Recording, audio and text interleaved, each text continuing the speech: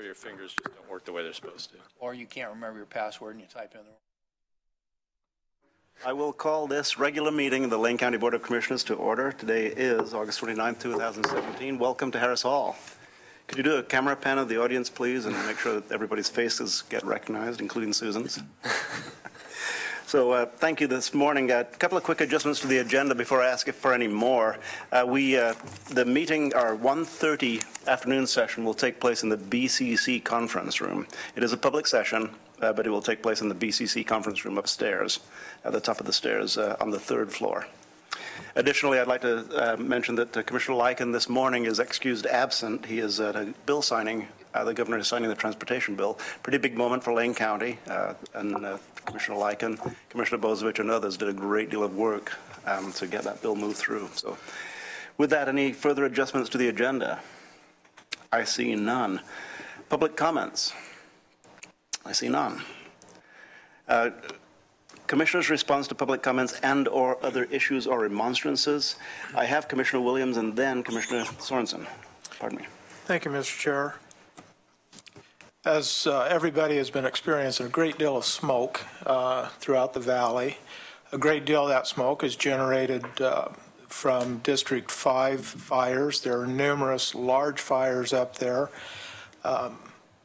I, as well as I'm sure all of you, get daily updates from the U.S. Forest Service and other folks that are involved in monitoring and fighting those fires. I've had the opportunity this last week to go to 3 incident command center operations with the meteorological folks and Forest Service and U.S. Department of Forestry and a number of other folks, and there are over 1,000 people on the fire lines in District 5, and the long and the short of it is we're probably going to be dealing with this smoke and the fires until fall rains come. There's on the large fire, the largest of the fires it was the first fire and most problematic, in my view, is the Jones fire, and it's at about 30% containment. A lot of the problems with these areas is there's the so-called roadless areas. There are no roads to get in to fight the fire, so they're actually having to develop those on the fly, well ahead of the fire, to get equipment and personnel in to fight those. But it's a very serious thing.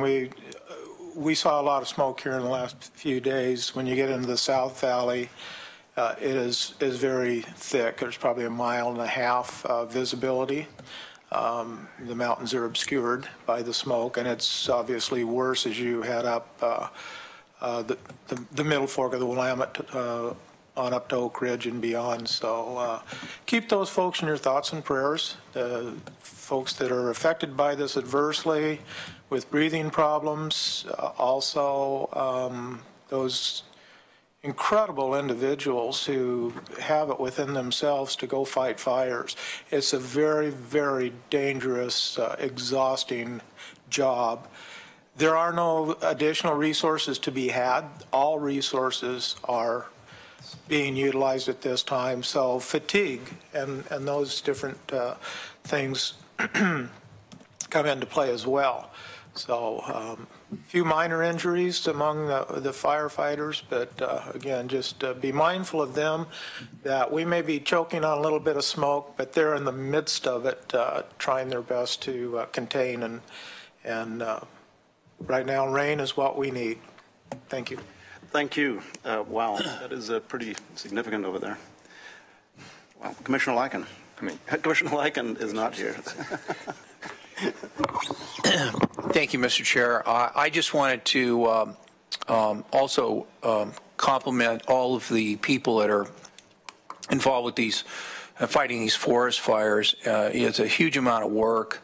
It's a huge undertaking, and we often don't see these folks, but because they're out there fighting these forest fires, and I just feel like we need to be really thankful for all the people that are trying to protect us.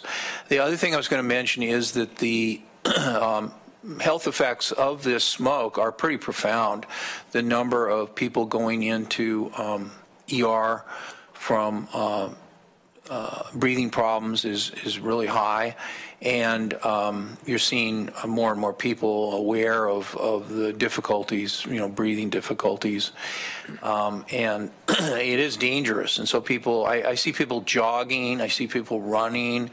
You shouldn't be doing that, folks. You really need to be staying inside and getting as clean air as possible, because this is really dangerous to be out in this kind of weather, these kind of conditions. And I don't know what more Lane County government could do in terms of public health warnings, but I just think that we need to be telling people, just like we did when we had the eclipse, don't look directly at the sun. Well, in weather conditions like this, with this amount of particulate, don't go outside unless you absolutely have to, because it is injurious. And children, the elderly, obviously people with respiratory problems are most at risk. But, if you're a young, healthy person, you shouldn't be jogging out in this weather or running.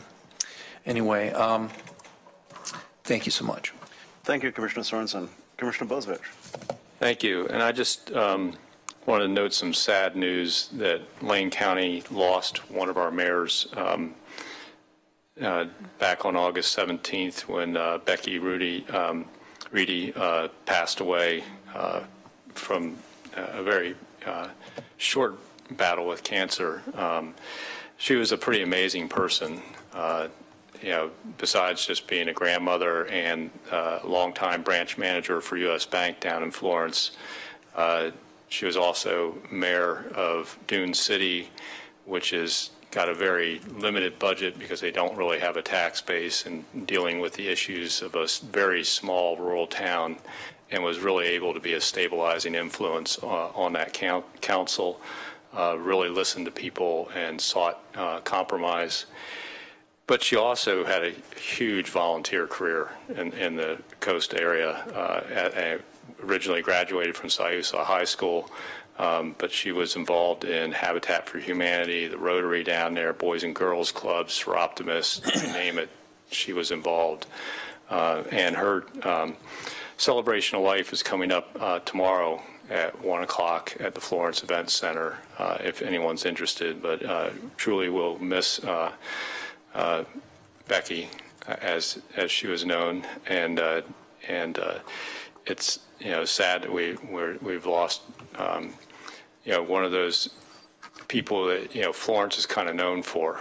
They have such a strong volunteer community and involvement in the business community, in the nonprofit community, and in government in general.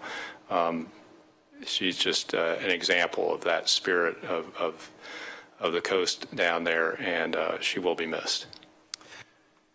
Thank you, Commissioner Bozievich. As sad news indeed, and that was very quick. I mean, it just all of a sudden. One thing really quickly, I fought forest fires one summer when I was 18 years old, and that's who should be fighting forest fires. That is rugged work. My work was mop up, which is just cleaning up after the real work was done, and it really is intense. If I may, you think about the hazards of fire itself and smoke inhalations, but much of this burned over area still has standing trees and snags, so you have the snags and the danger of them coming down. So there is that, but there's also the other unpleasant trees that come with fires, displaced animal life, probably no small amount of incidents with rattlesnakes and those things. And then the worst thing you can get is poison oak. And these folks are probably dealing with that as well. So thank you for that little addendum. Thank you. Thank you, Commissioner Williams. Please, Commissioner Sorensen. I neglected to mention something earlier that I wanted to make people aware of. And that is that over the weekend, the Governor Cecil Andrus died. And people in Oregon may remember this, that he was born in Hood River and raised in Junction City in Eugene. And he graduated from Eugene High School, now more formally known as South Eugene High School. But Governor Andrus became governor of the state of Idaho and served 14 years as governor of Idaho, and was in between his first 2 terms and his last term was Secretary of Interior. And I had the privilege of working with him in the Carter administration when he was Secretary of Interior. And then after that, he went back to Idaho and ran for governor again. But he passed away at age 85. And he'd been to Eugene many times and been back to Lane County because of his Junction City and Eugene growing up here. And so he always had a warm spot for our community. But he was very dedicated, dedicated to Idaho kind of guy. And I'm sorry that he passed away, but he had a phenomenal life and did a lot of really good work as Interior Secretary. And I just wanted to mention that a really fine public servant passed away. Thank you, Commissioner Sorensen. Ms. Mocher-Heisey, we thank you for bringing the camping issue before the Board of County Commissioners for discussion last week, and thank you for the ongoing discussion that we're having. I think I'm not the only one who's been receiving a number of emails, both in support and in opposition to allowing camping in parking lots and on public and private property. Surrounding that, there's a lot of misinformation, as there naturally would be, and there are a lot of misconceptions, once again, on both sides of what the camping ordinance may be and how Lane County may join in after the discussion that we're having in late September. But we'll be coming back in late September and having the discussion, more of a discussion, at which point the staff will be providing more information regarding further teamwork with the City of Eugene and further coordination of efforts and coordination of services with the City of Eugene. I'd like to commend you for that and extend my appreciation for that. But along those lines, I'm going to be planning at least one town hall out in the River Road area. It would be south of Beltline Road. Perhaps in one of the Parks District's offices, just to let people come and ask questions about what the ordinance, and hopefully have a presentation showing what the camping is and what it isn't, so that people can have a greater understanding, in order to be in support or out of support of what is a factual situation as opposed to a speculated situation. So looking forward to doing that, and I would probably be in conjunction with the River Road Neighborhoods Association. And it does, at this point, the pilot project would involve River Road and the unincorporated area inside the urban growth boundary, predominantly in the River Road Santa Clara area. So moving forward with that. The second thing I'll mention is that we have Labor Day coming up this weekend, and we have a strong effort in our public safety department and in our transportation department to make sure that people remember that it's to be safe on Labor Day. A lot of traffic on the road and a lot of people attending barbecues, attending family functions, and we have put out a poster, this Labor Day, be safe, just reminding people that there'll be very heavy saturation of DUI enforcement throughout the county.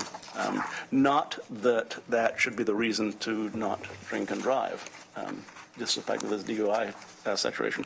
But there will be, and fines are heavy, and so reminding people to be safe on Labor Day weekend. Any further remonstrances? I see none. We'll move along then to the consent calendar. Excuse me. Emergency business. Mr. Mocher-Heisey. We have none today, Mr. Chair. Thank you. And none from the board. We'll move with the consent calendar. All items listed on the consent calendar are considered to be routine by the Board of Commissioners and will be enacted by one motion. There'll be no separate discussion of these items. If discussion had been desired, the item would have been removed from the consent calendar agenda and would have been considered separately. So we have before us the consent calendar for August 29th, 2017. Do I have a motion? Commissioner Bozievich. So I'll move approval of the August 29, 2017 consent calendar. Second? Moved by Commissioner Bozievich, seconded by Commissioner Williams. Discussion to the motion? I see no discussion. I'll call for the vote. All those in favor, please say aye. Aye. Passes 4-0 with Commissioner Lycan excused. And Commissioner Sorensen, thank you for the lesson in that appropriate call of the vote. The first time I did that is I called it unanimous when someone was missing. We said, no, it's not unanimous. So thank you very much. Then we'll move along in the agenda, to Commissioner's business. No, back up a little bit. 6A. We'll move on to Order 1708-2905 in the matter of approving the 2017-19 Lane County Justice Reinvestment Grant Program, JRGP, budget options and application. Today we have Susan Sowards and Mr. Mokrahajski. And Commissioner Bozievich is also going to participate in this discussion. Mr. Mokrahajski. Thank you, Mr. Chair, and I'll turn it over to Susan and to Commissioner Bozievich, and I'm happy to answer any questions after they walk you through what has been approved by the PSCC. I also participated in a number of the Budget Committee meetings at the PSCC, and I'll just make an introductory comment to say in the last 3 years of this process of establishing allocation of resources from the state for various public safety services, I found this to be the smoothest and most collaborative process. I think there were a number of issues we were able to work through with parole and probation in the sheriff's office and in the district attorney's office, and we also had additional resources to allocate, which makes that process more thoughtful and thorough in a lot of ways, and also more challenging because there's a lot of needs that we had out there. So I just want to express appreciation to the members of the Budget Committee, in particular Judge Vogt and Paul Solomon, Commissioner Bozievich, the Sheriff's Office, Chief Deputy Cliff Harold, Donovan Dumire, Parole and Probation Manager. Who else, Susan, is on the committee? Dan Buckwall, Captain Buckwall from the Sheriff's Office as well. They all just did a phenomenal job. So I'll stop there. Happy to answer any questions. Thank you. Susan, welcome to Harris Hall this morning. Thank you. Thank you. I'm actually going to defer to Commissioner Bozievich on this, who was very actively engaged in the conversation, as well as all the work that happened prior to that to bring some money to Lane County. Thank you, Susan. And you know, we kind of debated on whether I should go around and sit at the staff table for this item. And seeing that Commissioner Lycan's off with the governor this morning, we figured it would leave the table a little sparse, so I'll stay up here. You know, I want to start out with a little bit of introductory about the Public Safety Coordinating Council in general, and because the next 6 items are all interrelated this morning, and all weave together, and are all wrapped up somewhat in that collaborative effort that we call the Lane Public Safety Coordinating Council. Way back in 1995, there was Senate Bill 1145 that created local public safety coordinating councils and required every county to set up one. Some, you know, have been more successful in those efforts, and there have been even rough patches with Lane's Public Safety Coordinating Council. But over the last several years, it has been one of the most collaborative and cooperative groups working towards improving the public safety system here in Lane County that you know, just impresses me every time I go to a meeting, every time I work with the various professionals, whether it's somebody from the public defender's office or somebody from one of the nonprofits that also sits on our board. Everybody's a professional at that table, and everyone's thinking about how can we spend all these various funding streams that are available to that committee in the most efficient way and most effective way based on evidence-based practices. You know, it's an amazing collaborative effort. And, you know, as part of that effort, you know, we've shown the benefit of that where the legislature passed House Bill 3194, a few years back, which is the Justice Reinvestment Grant Program. And that basically was saying we don't want to build prisons in this state. If we continue on our current trajectory with prison population, it's going to cost the state over $600 million. We're going to try and not build those prisons and take that $600 million and reinvest it through these local public safety coordinating councils on programs that divert people from prison or prevent them from returning to prison, and help out with early release, everything that helps with that prison population issue. And that's really what we're going to be talking about in this first item, is those Justice Reinvestment Grant programs that we're investing in. But overall, we're dealing with multiple funding streams in the Public Safety Coordinating Council. It's not just these 3194 money. It's also our community corrections money. It's also Measure 57 monies, and even specialty courts monies even get wrapped into this, as we'll hear later on. Overall, we were looking at approximately $29 million in funds coming into Lane County from these various state programs.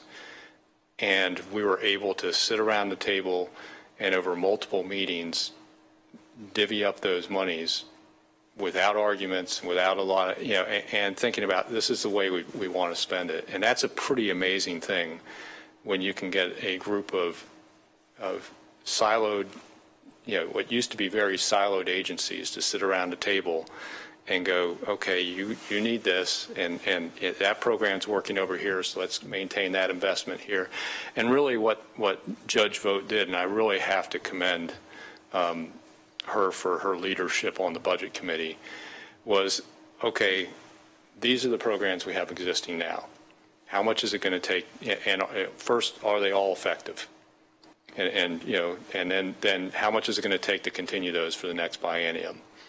And then what programs were partially funded into the biennium because they have a federal grant that's running out and all that, and what's it going to take to continue those?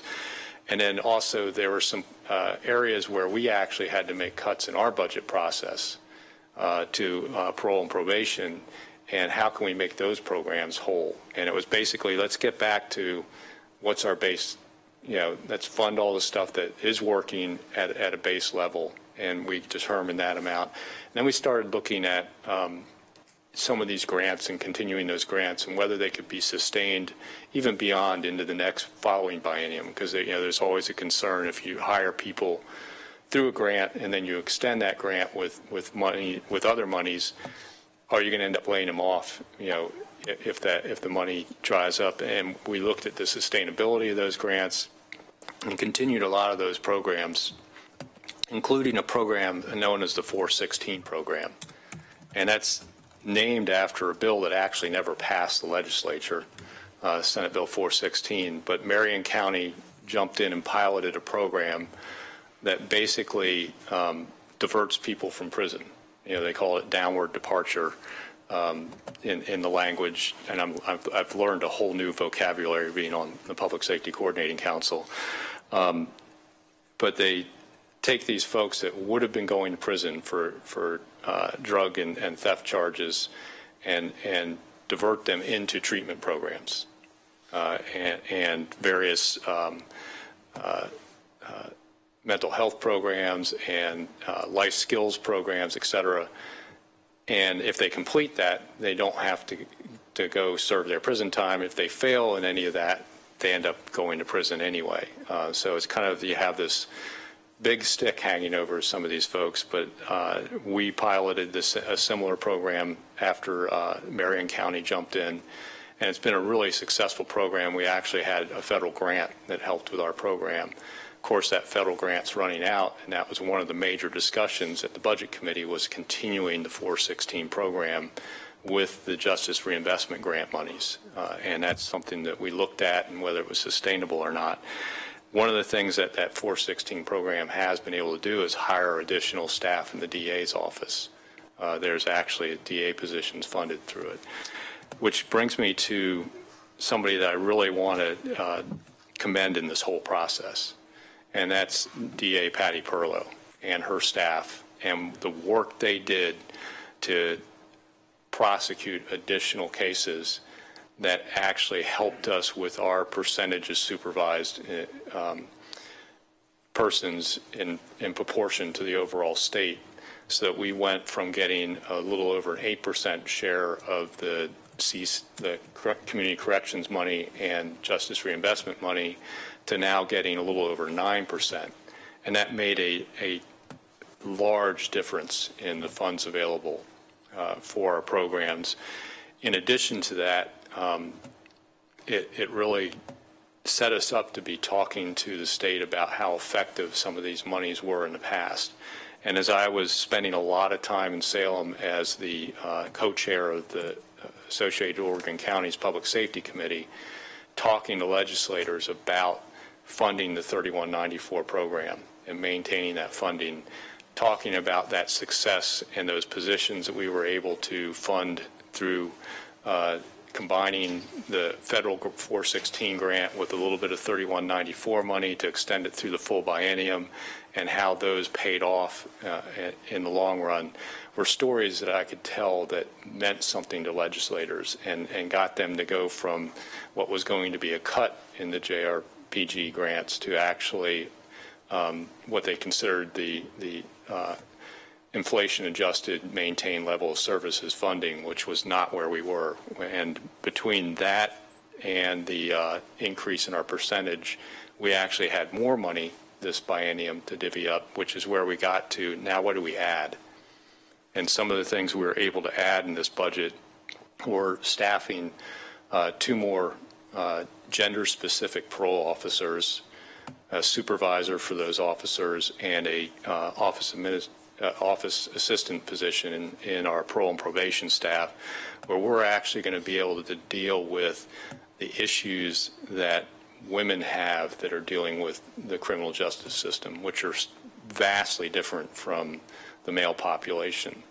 Most of the women involved in the criminal justice system are not only, having been arrested for a crime, but they're also usually victims of crime. And dealing with those differences is really an important thing to deal with, and helping them get beyond some of the trauma that's involved and all, and getting them back, to be productive members of society. And that's really what's so great about all this work that we're doing, whether it's the specialty courts or whether it's the justice reinvestment grants or even parole and probation standard supervision of folks on parole and probation. It's all about helping these people get out of the criminal life and move back into being productive members of society in so many ways. And we talk about our Stepping Up initiative, and a lot of this is involving bringing in mental health into the whole supervision and getting these folks help, because we know how much mental health is in people suffering from mental health issues are involved in our criminal justice system. So it weaves together so much. It's really something I can't speak highly enough about. And I promise I won't go on this long for all 6 items. But I just wanted to kind of give you a flavor for some of the things that were involved. And I'll get a little bit about what we're actually being asked to do today, which is to approve the budget. And there's actually 2 budgets being presented today, because right at the end of session, there was a bill that passed, House Bill 3078, which provided an extra $7 million statewide to actually fund the staff involved in 416 programs.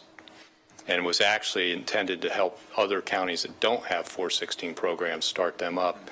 But we believe we can actually possibly fund some of our positions involved in the 416 program here locally, but we're not guaranteed to get that. It's a competitive grant system, whereas the rest of the Justice Reinvestment Grant system, if we can demonstrate we're using the funds in accordance with it, we should get the money.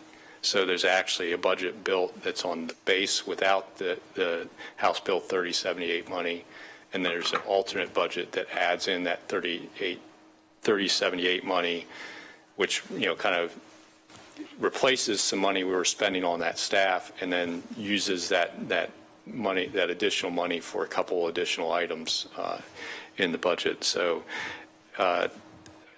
Susan and myself and can answer a lot of questions, and there's a lot of folks out there in the audience that can help answer questions. If you have questions about specific programs that are being funded through the Justice Reinvestment Grant, I can tell you it goes from everything from staffing at the Oaks at 14th with sponsors to the Sobering Center that Willamette Family runs to,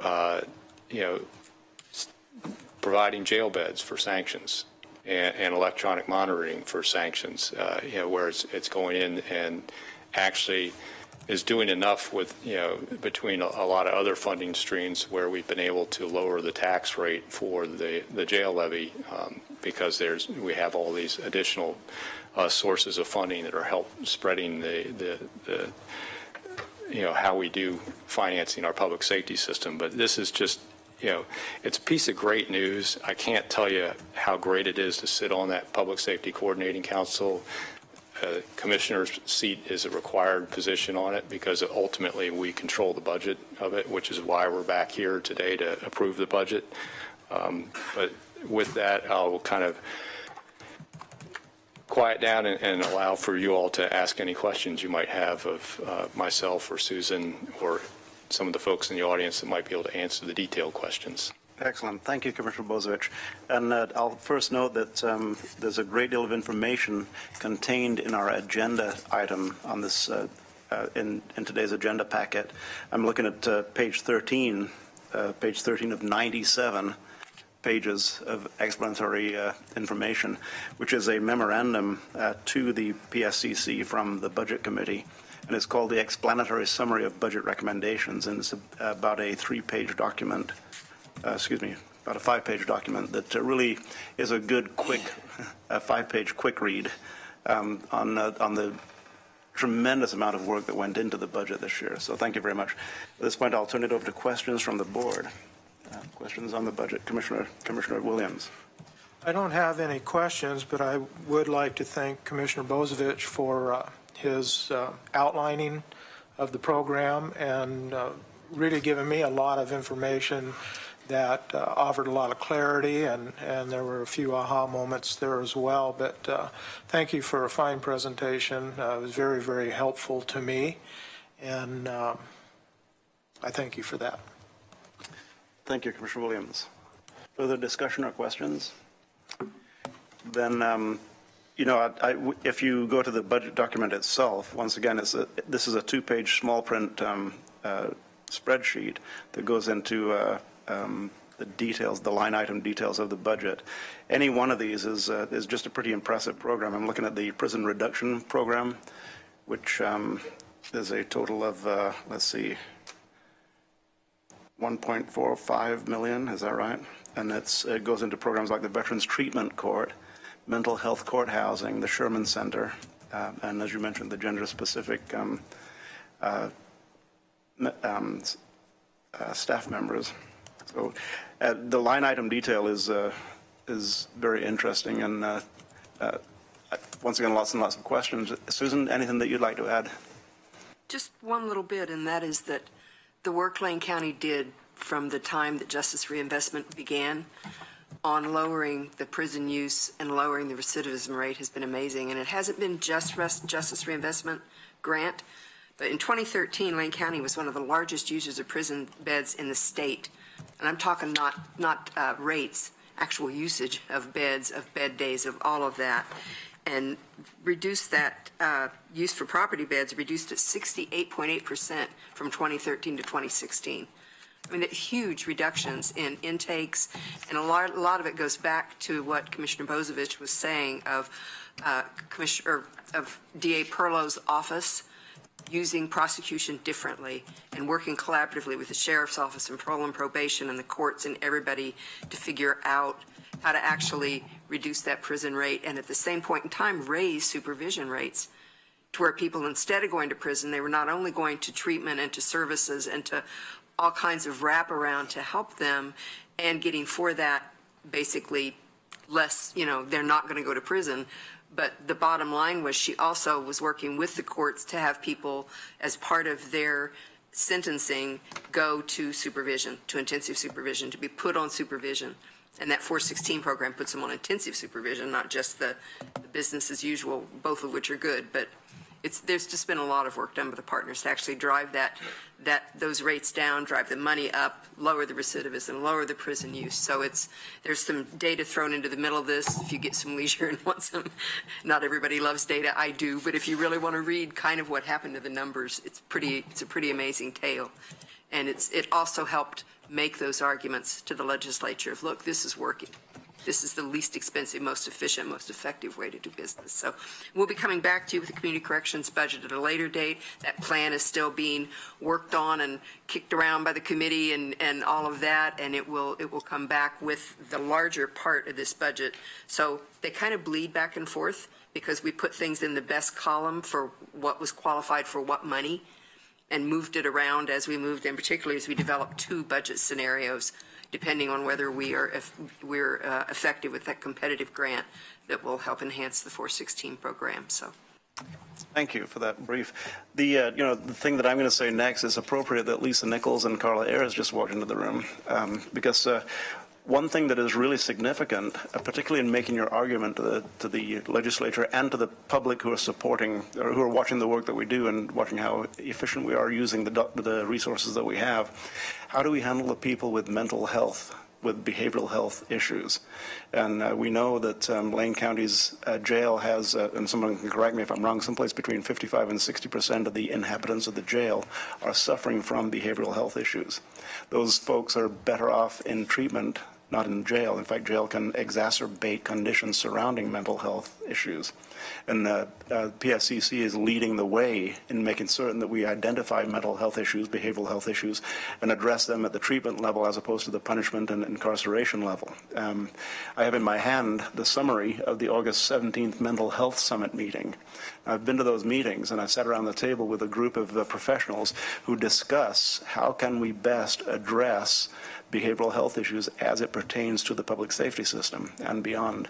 And the work that we're doing there is absolutely groundbreaking. And this is a 2-page summary from the August 17th meeting, and the people who are involved in that meeting, and this is an offshoot and an addendum basically to the PSCC work, making certain, Ms. Marker-Heiske, that we are offering treatment as opposed to punishment and incarceration. So thank you for the work you're doing. Once again, I'm glad that you came in the room to join right at this moment in time, because this is a team effort between public safety and between behavioral health, and we're making headway. There's a lot of ground to make up, but we are making headway.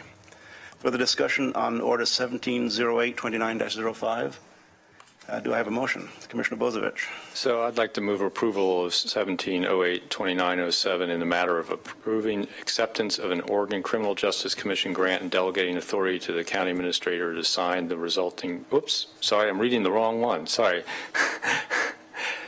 Strike that. I'd like to move approval order 17082905 in the matter of approving the 2017-2019 Lane County Justice Reinvestment Grant Program budget options and application, providing a signed letter of support for the application and delegating authority to the Public Safety Coordinating Council staff to sign and submit the online grant application, and to the county administrator to execute any additional grant documents, intergovernmental agreements, and contracts. I'm sorry, I missed that. Could you say that again? We have a motion. Do I have a second? Second. Moved by Commissioner Bozievich, seconded by Commissioner Williams. Order 17082905. Discussion to the motion. Commissioner Bozievich. Thank you. And I just, the first part of my career as commissioner was trying to adjust our budget by as much as 20% as we lost our secure rural schools funding from the federal government, and we had to decimate a lot of our public safety system. And in particularly our parole and probation department got hit hard, the DA's department. And I will say that one of the things that the Justice Reinvestment Grant Program has allowed us to do is to rebuild some portions of our public safety system. And one of those places we've been able to rebuild has been in parole and probation and also in the DA's office.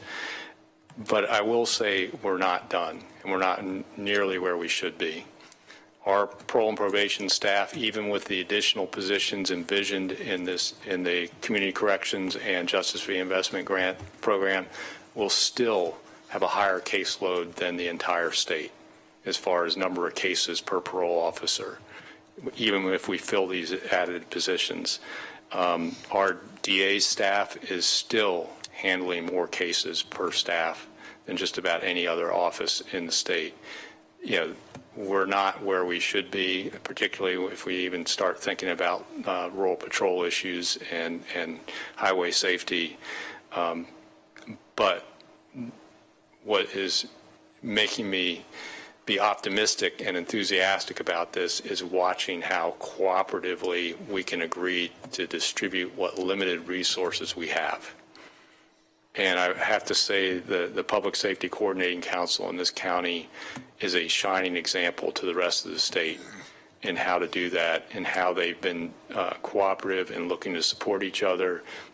A little piece of this grant is actually going to backfill a cut in one of the specialty court programs, where we're actually taking, I think it's at 80 or 90,000 and putting it in one of the specialty courts.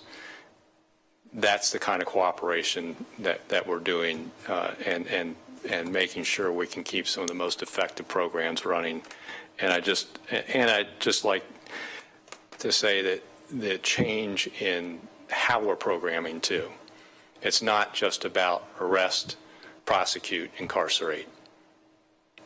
That's the old system. And now it's, engage those folks, look for the program that's going to actually fix the underlying issues that cause the criminogenic behavior in the first place. Help those people come whole again and get them back into society. Completely different attitude. And that restorative justice that we're carrying out through this grant is the most cost-effective way to do the criminal justice system. And I just think that's been a huge change over the years. It's been a huge change to go from cutting these programs to helping rebuild them. And I just can't say enough about how appreciative I am of some of the folks up in the legislature who recognize that and increase the budget for this program. Thank you, Commissioner Bozievich. And as you pointed out, this is a program that has allowed the DA's office to essentially prosecute more cases. And the downward spiral that we had in DA staff has been reversed completely. And we're actually adding DA staff, which allows us once again to prosecute more cases and ultimately provides more resources for the county. And I would like to commend, this is a multi-jurisdictional effort, and it's a multidisciplinary effort. The broad effort is really paying off in ways that the people of Lane County can appreciate, and really, once again, the efficient use of resources and the effective and applied use of resources is highly commendable. So, any further discussion to Order 1708-2905? I'll call for the vote. I'm sorry. I just want to. There was a lot of discussion about the great work that the DA's office has been doing, and I just wanted to say, there's a full circle here that the board we've proposed, and the Board of Budget Committee and the Board of Commissioners have supported additional general funds over the past 3 budget cycles for the DA's office. So we've been able to restore and add 4 to 5 positions in the DA's office, despite the significant reductions and balancing that we've had to do in the general fund. And so that has helped to add to their ability to, along with the state funds, to prosecute additional lower level felonies and seek this. So I think it's just important that we keep that full life cycle of investments in mind, that this is really a dynamic process, and it requires commitment from the Board of Commissioners, from the public safety officials, and other community partners. And so I just want to acknowledge that in addition to the PSCC, it's really the Board of Commissioners leadership in supporting that additional funding for the DA's office and other services that's helped us be in the position that we're in today. Thank you, Ms. Mokrajski. And not to mention that we do have a local nonprofit, a private nonprofit that does work that really I don't see happening anyplace else in any other county that I know of. The work that Sponsors does in making certain that people do not go back to jail or back to prison once they re-enter society. So thank you for all that work. So I will call for the vote. All those in favor, please say aye. Aye. Passes 4-1 with Commissioner Lycan excused. 4-0, excuse me. Thank you. So we'll move along then to Order 1708-2906. We do have a 10 a.m. time certain. Moving forward with Order 1708-2906. So I will take this one up again, if that's okay. This one I won't go into such length, but this is the Measure 57 budget, which is particularly a diversion for folks that are drug addicted. And I will note that there's somebody from the Sheriff's Office in the audience, and it really comes through their office into the PSCC. But once again, a cooperative effort to develop the budget for these funds and distribute them among multiple agencies. And if there are any questions, I'm sure that the Sheriff's Office and Susan can answer them. Thank you, Commissioner Bozevich. Susan, anything you'd like to add on Order 1708-2906? Just that this mainly supports the drug court. Mm-hmm. It's the adult treatment court is where, and it supports a piece of the jail, a piece of supervision, and the treatment. It's a small package, but a pretty powerful one, I think, for Lane County. Right on. Thank you. And Commissioner Bozevich appropriately called out the Sheriff's Office for their work and their support, and Chief Deputy Harold is in the audience, and thank you very much for, I'm also going to take this time to thank you for the Mayor's Round Table. I don't believe that you were personally involved in the Mayor's Round Table, which took place at the jail this last week. It was actually a tour of the jail, which the mayors of Lane County had an opportunity to see the efficient work that's happening inside the jail, and actually bear witness to the work that we are doing, particularly in the mental health services and behavioral health services. So. Then we have before us 1708-2906 with no further discussion. Do I have a motion? So, Commissioner Bozevich. I'll move approval of the order. Second. Moved by Commissioner Bozevich, seconded by Commissioner Williams. Discussion to the motion. I see none. I'll call for the vote. All those in favor, please say aye. Aye. Aye. Passes 4-0 with Commissioner Lycan excused. Thank you very much, Susan. Thank you for all the work that you do and the professional bearing that you bring to the work. So Thank you. I enjoy it a lot. You know, whenever I talk about, Commissioner Bozevich, whenever I talk about the PSCC, I find myself stammering a lot because there are so many things to say about the work that they do. And you've been doing it for a long time. You pointed out that the PSCC is moving positively forward and really being more effective probably than it ever has been. And I do believe, Commissioner, that we have probably the most effective PSCC in the entire state, based on my observation. That's tough to say because I've not been involved with all of them, and we do have other PSCCs that are very effective. Yeah, and I will say that our example has actually spurred AOC to get a grant from the state to help set up staffing for other PSCCs that aren't as functional as ours. So, you know, we're a leading example in the state, and I think our example and, you know, Marion County and Multnomah County that also have very strong PSCCs have encouraged the state to provide this grant to AOC for 5 staff people to actually help some of the less functional PSCs get up and running and have the staffing available to do so. So I think we're an example, and I wouldn't necessarily say we're the best because I haven't sat in on meetings of the other counties, but I think we're pretty darn good. That goes without saying. Commissioner Sorensen. Thank you. Well, for one thing, when the legislature envisioned this concept of involving the various facets of the public safety system and working together, I was in the legislature when this legislation was going through and was on the Judiciary Committee in the Senate where it started. And for many years it was known as Senate Bill 1145, thank you for the memory. It was known as Senate Bill 1145 even after it passed and was already a state law. But the original concept included not only what we see now and what we see as a great program now of involving the county mental health function, the youth function, and the adult correction system and law enforcement and the prosecution function, the courts, which we now see.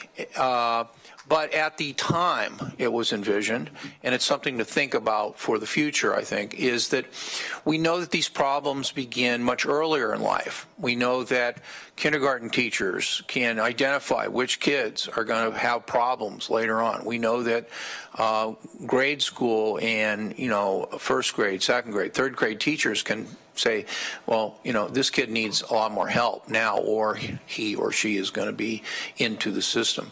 So the original idea was to involve the schools as well. And I think in recent years that's really dropped off.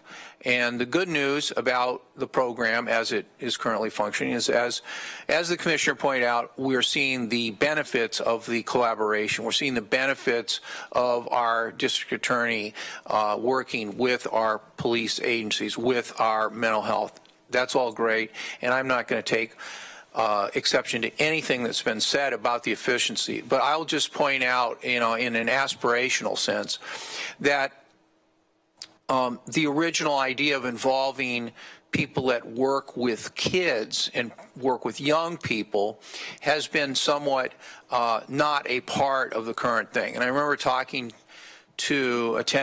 some of the meetings of the Lane County Public Safety Coordinating Council and talking with some of the school people who were going to those meetings into the late 90s and early 2000s. And I believe that they've mostly dropped off. Now, maybe my knowledge of the current situation is lower than it should be, but they're not as involved.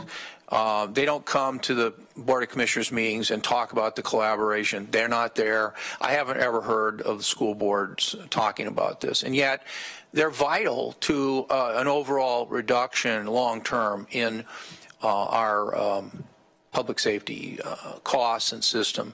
So I just want to say that part of the beauty of what we've got now is we see leaders saying, hey, if I can work with you and I can look at your needs, maybe that'll help me in my component of the system. And I would just say, if we could figure out a way to have an incentive for those school people to participate, i.e. cut them in on the money, we might have more involvement in that. And I don't know if that's possible. I'm seeing somebody who would know a lot more about it than me saying no, it's not.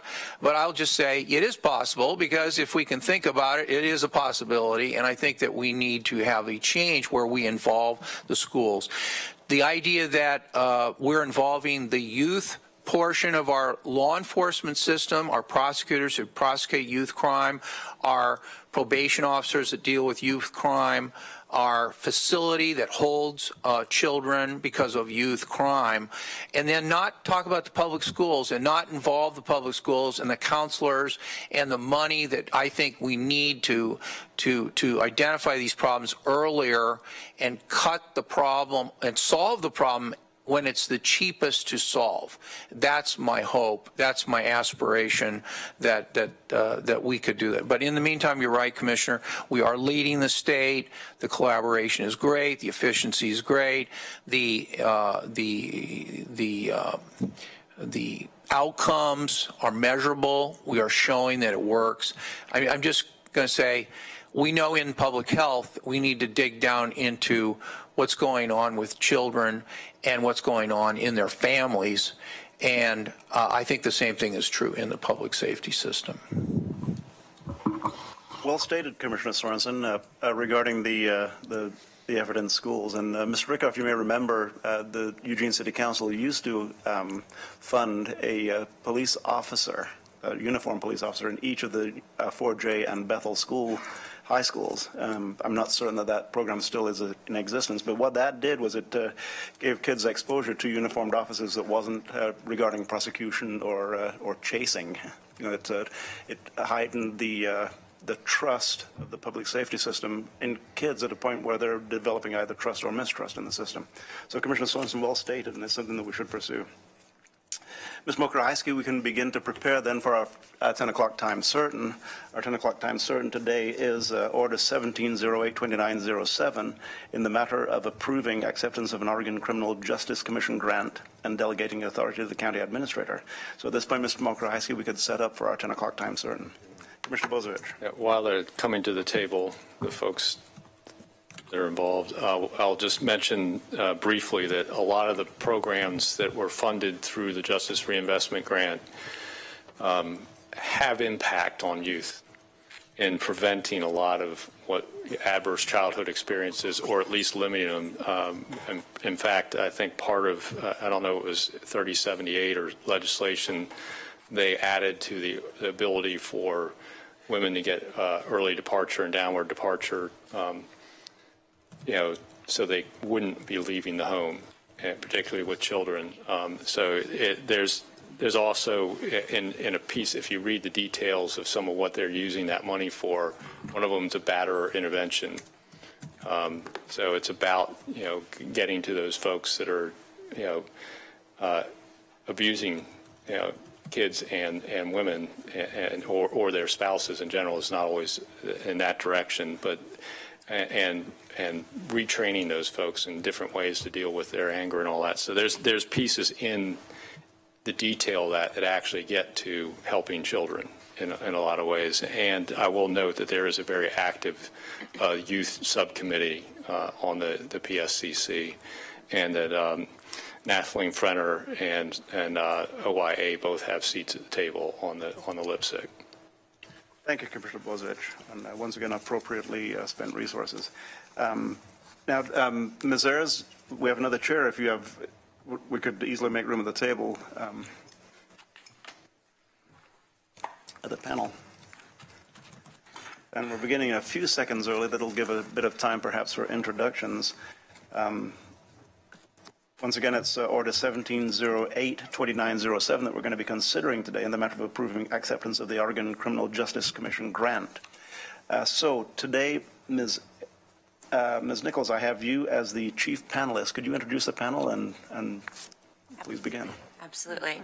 So you've already mentioned Carla Ayers, who's the manager at Lane County Behavioral Health, and Danielle Hansen, who's our treatment court coordinator.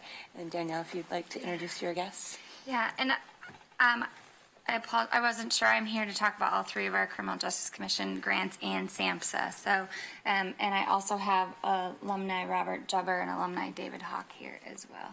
Thank you. We actually have 4 items at this time, so we can discuss all 4 since they are pretty closely interwoven. So please commence. Thank you. Thank you for being here this morning.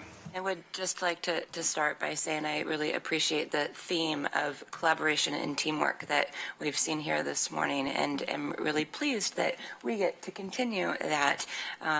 We're going to be presenting on some funds that we received to help with our treatment courts, and it's really been a great collaboration between Lane County Behavioral Health, the courts, the district attorney, the sheriff's office, all of us really working together to make sure that we have these resources available for our community. So I'm going to turn it over to Danielle, who's really been instrumental in securing and implementing the fundings for these courts. So thank you, Danielle. Thanks. So I want to start with an update from Judge Rookley. She's in court this morning and wanted to be here, so she has just a little message for you. I had asked if she was going to be here, and I was told probably no. Yeah. I said, what, does Judge Rookley have a job? Right. So Judge Rookley says, greetings all. Sorry I couldn't be present. Duty calls as we are serving close to 60 participants this morning and have our mental health court this afternoon. Serving this population gives me hope. By removing the barriers to recovery, by providing peer support, treatment, housing, wellness, and mental health counseling, we're changing people's lives for the good. The paradigm of expecting people to stop committing crime and stop using drugs by jailing them without treatment is a thing of the past. I again want to thank our community partners for their continued support of our treatment courts, the Lane County DA's office, the Lane County Sheriff's Office, the public defenders, sponsors, Relief Nursery, Emergence, Parole and Probation, and Lane Council of Governments. Thank you. Ms. Hanson, could you leave a copy of that letter so we can enter that actually into the record as a written? It's part of what I have the document, but I have stuff written all over it with what I'm going to say, but I absolutely. I've written down one quote from the letter. I'd like to write down several more, so. Okay, I absolutely can get that to you. Thank you. Okay, thank you. So wrapping all of these grants in, I'll try and be as concise because they're all tie into the same model. And again, this theme of collaboration today and us being here all at the same time, I think is really great. And I'd like to start by talking about our what I would still consider newly implemented mental health court. We started our mental health court in October of 2016. This award from the Criminal Justice Commission, the amount of $142,350, is our first grant award since starting the program. We knew of the importance, and I believe part of the Public Safety Coordinating Council, a lot of the community partners, I would put a big piece with Ms. Perlow, who had a push for this mental health court. And believing in the model of our adult treatment court that has been operating for some time and wanting to serve those with severe and persistent mental illness, and having the structured model where they do check in with the judge and they do get this model multidisciplinary team of wraparound services.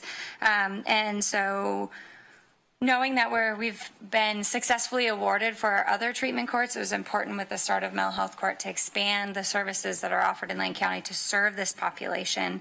And so we currently have 8 participants in the program. We've served 15 so far. We're really working on accepting who is appropriate for the program.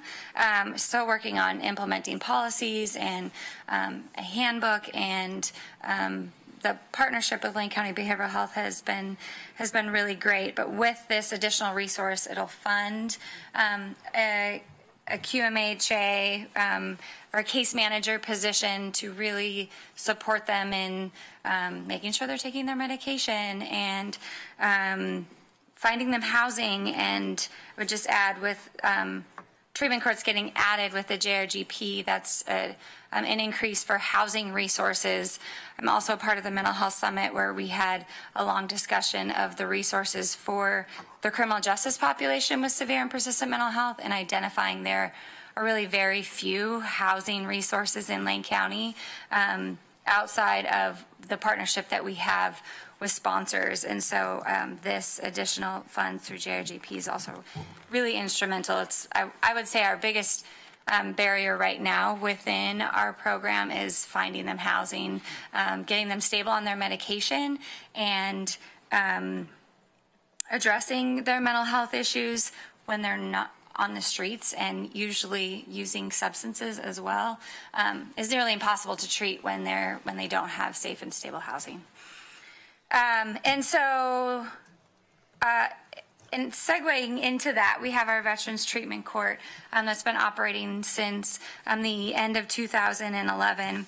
And the funding for the Veterans Treatment Court is at the formula that we write with the Criminal Justice Commission is at a reduced rate. And I think that it's somewhat of a misconception that the dollar per day amount for supporting those veterans in our program is $7 versus, and I'll talk about the adult treatment court, was previously $12 and is now $9, but with the Veterans Court, there's an assumption that the VA provides most of that treatment, and here in Lane County, they don't provide the intensive outpatient treatment. They don't have the services to do that, so we have to contract. We contract with Emergence, which isn't covered through the Veterans VA insurance, and we utilize them for mental health and for psychiatry, but for the drug and alcohol portion, that's not something that we're able to utilize. We use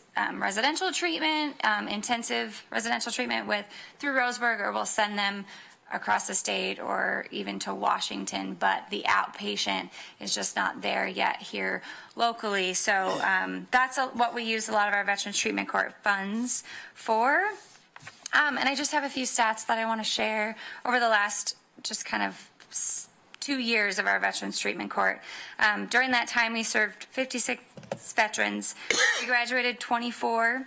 Of the 24 that run our program, 3 of them were downward departure, had prison time hanging over their heads, and they would go to prison if they didn't successfully complete our program in probation. And that totaled 74 months. And so those 3 that successfully graduated our program saved over $187,000, and they have not reoffended. And I'll speak about this for our adult treatment court as well, and then of course our mental health court. With the support of Ms. Perlow and the DA's office and them filing the cases that they have been over the last few years, has really given our participants or offenders in this community an opportunity to utilize our program. We are averaging in our adult treatment court about 85 participants, and now we're almost at capacity of 125. Our veterans court would average around 15 to 18 veterans at any given time, and now we've just exceeded capacity of 25. And so it's great to have those discussions of, okay, now we're at capacity. What are we doing to sustain that and continue to find funding to be able to serve this population? And so really, 4 years ago, we were wondering how these programs would continue without the support of the DA's office. And I just really appreciate the work that Ms. Perlow does and all of our community partners, but to be able to keep the funding where we're at. So lastly, I want to talk about our adult treatment court, because I'd like to give my support a little bit of time. They're probably can share a lot more than I can. And so in regards to our adult treatment courts, our previous funding from the CJC was for the formula of the $12 per day amount. And with the reduction in the budget, they reduced that number by 20%. And so the new rate for what we applied for was at the $9 amount.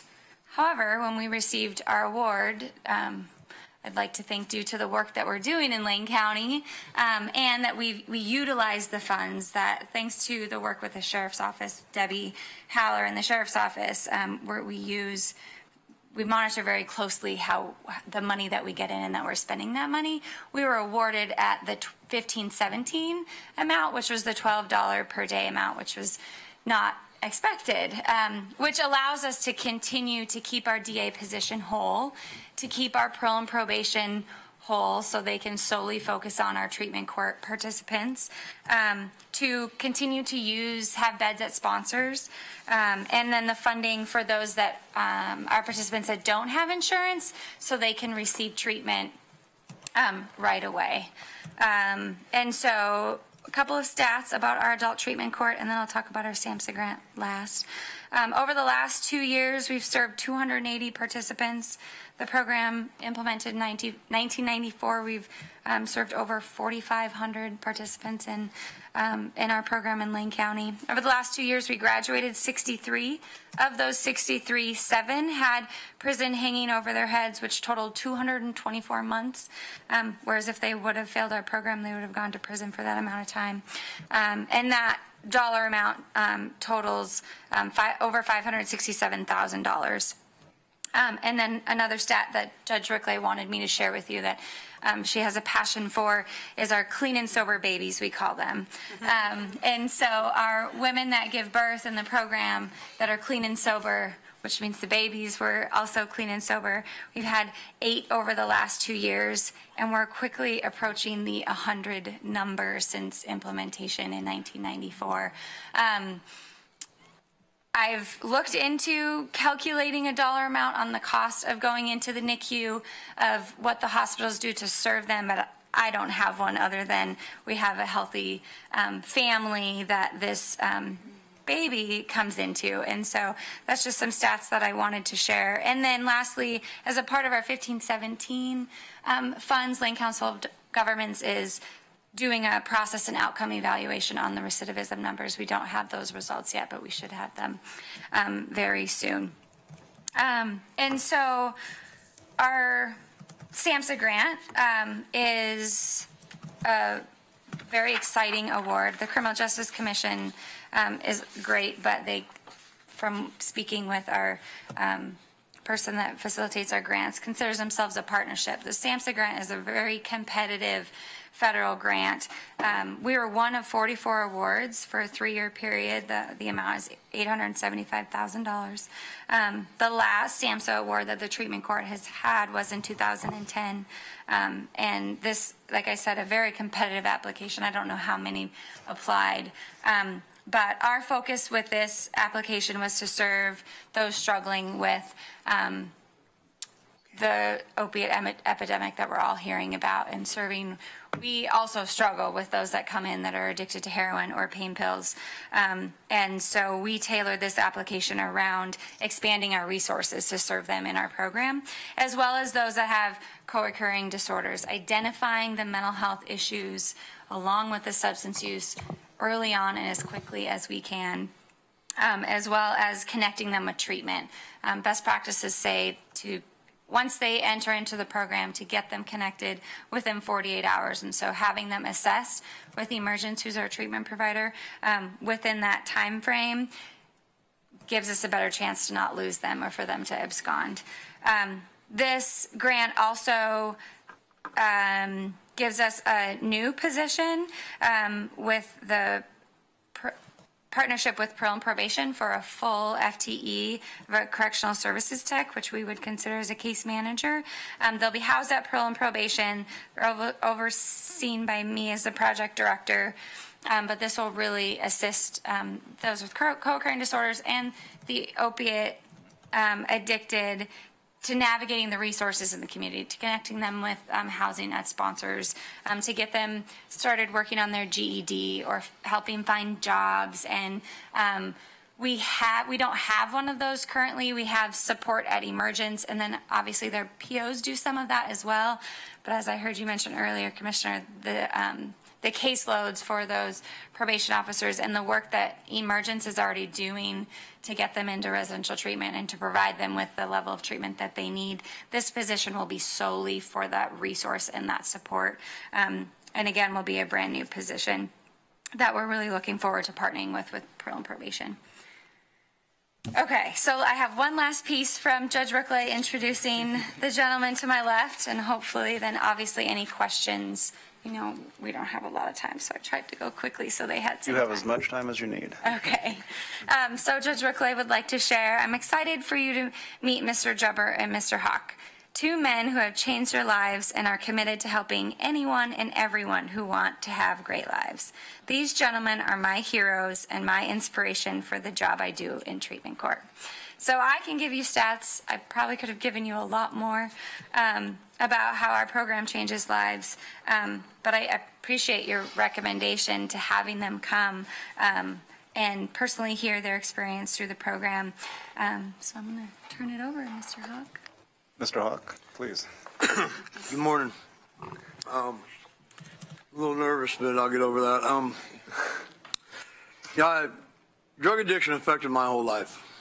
I battled with it my whole life until I came into Lane County Drug Treatment Court and was treated with the love and the compassion and the accountability.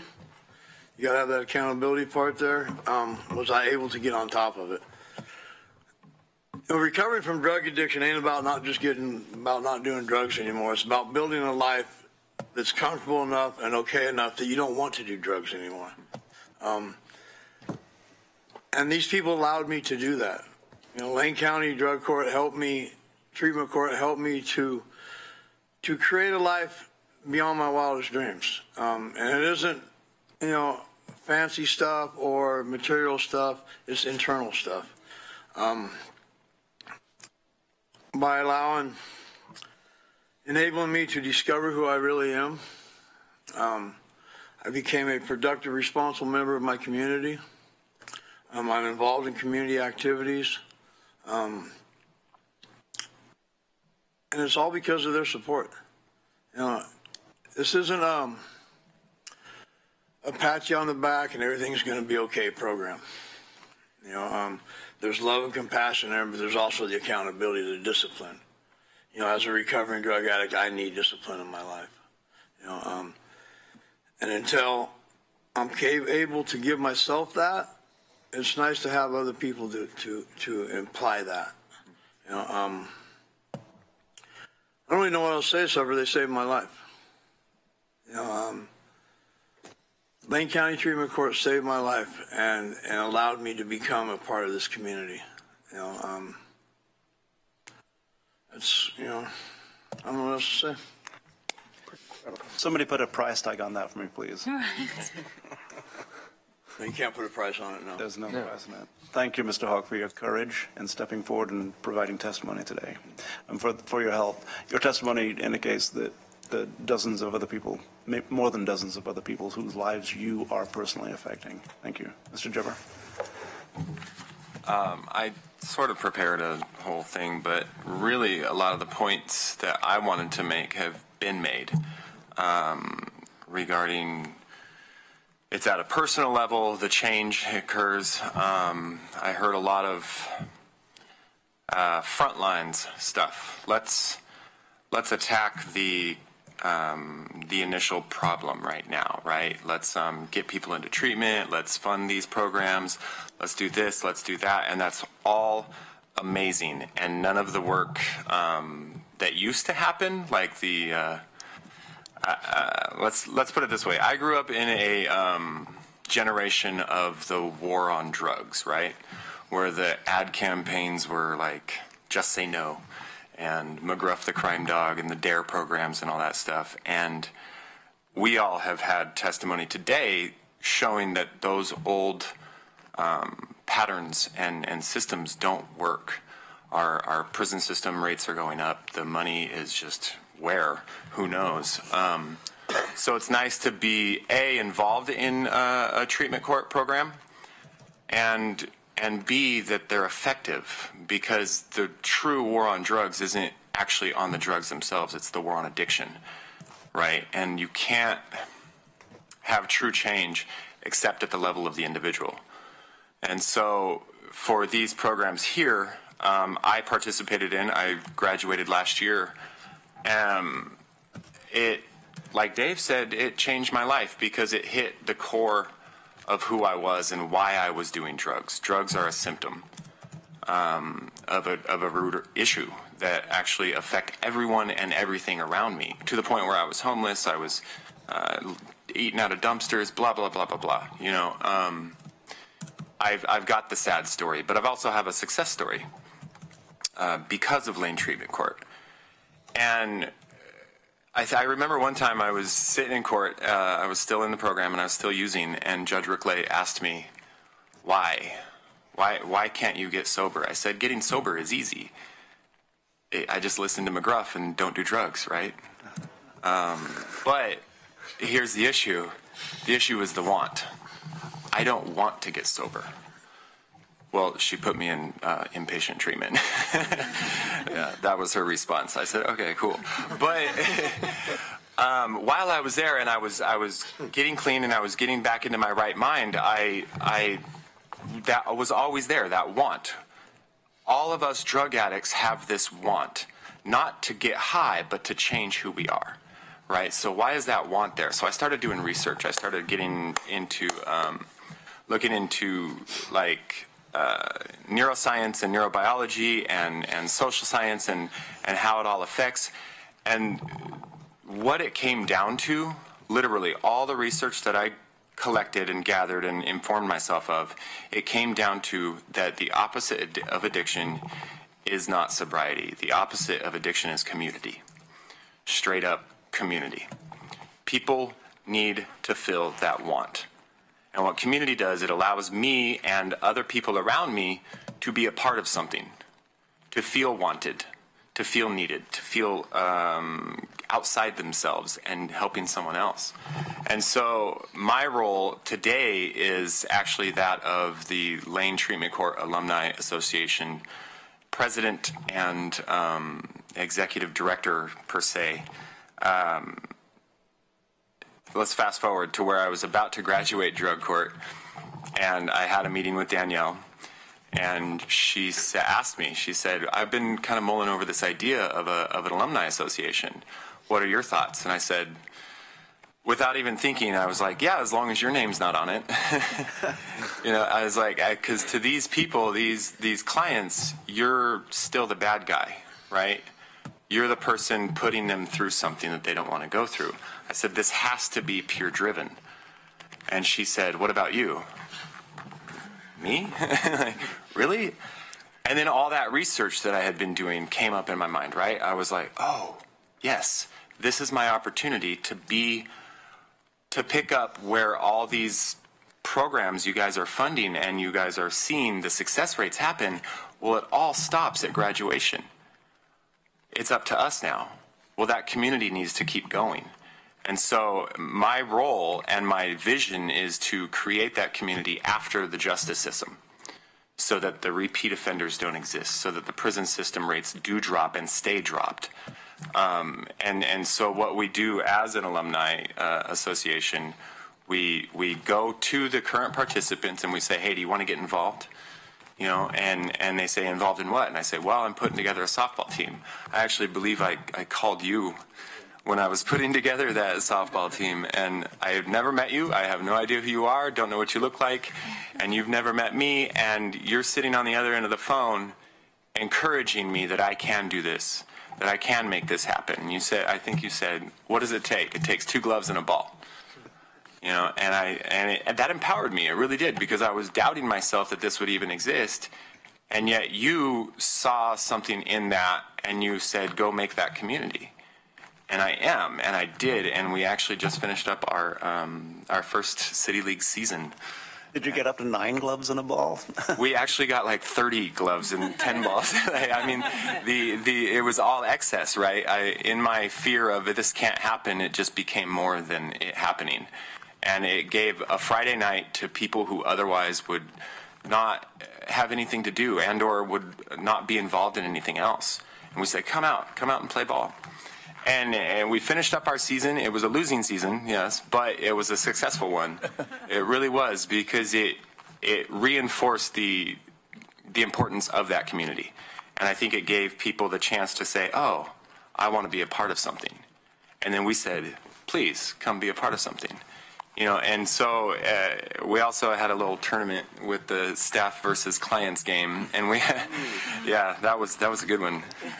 We also actually got Josephine County's drug court involved, and we brought them up. We hosted the tournament. We were able to have a Saturday where 4 hours of softball, and the participants, their participants, our participants were able to see the staff as the quote-unquote bad guys out there in their athletic gear playing softball with us, and they got to see them as humans, helping them out in a different light, right? So I think, Danielle, that you're actually part of the Cool Kids Club now. I think your name can be on stuff. And they try to strike out Mr. Tierney, our district attorney. Yeah, he's still competitive no matter what. But anyway, and so that's all said and done, and we had a great time, and we've got this snowball effect of momentum going on, and yet we're still looking for forward, progressive things to do. So we're officially now we're a 501c3 nonprofit. We have our own bank account.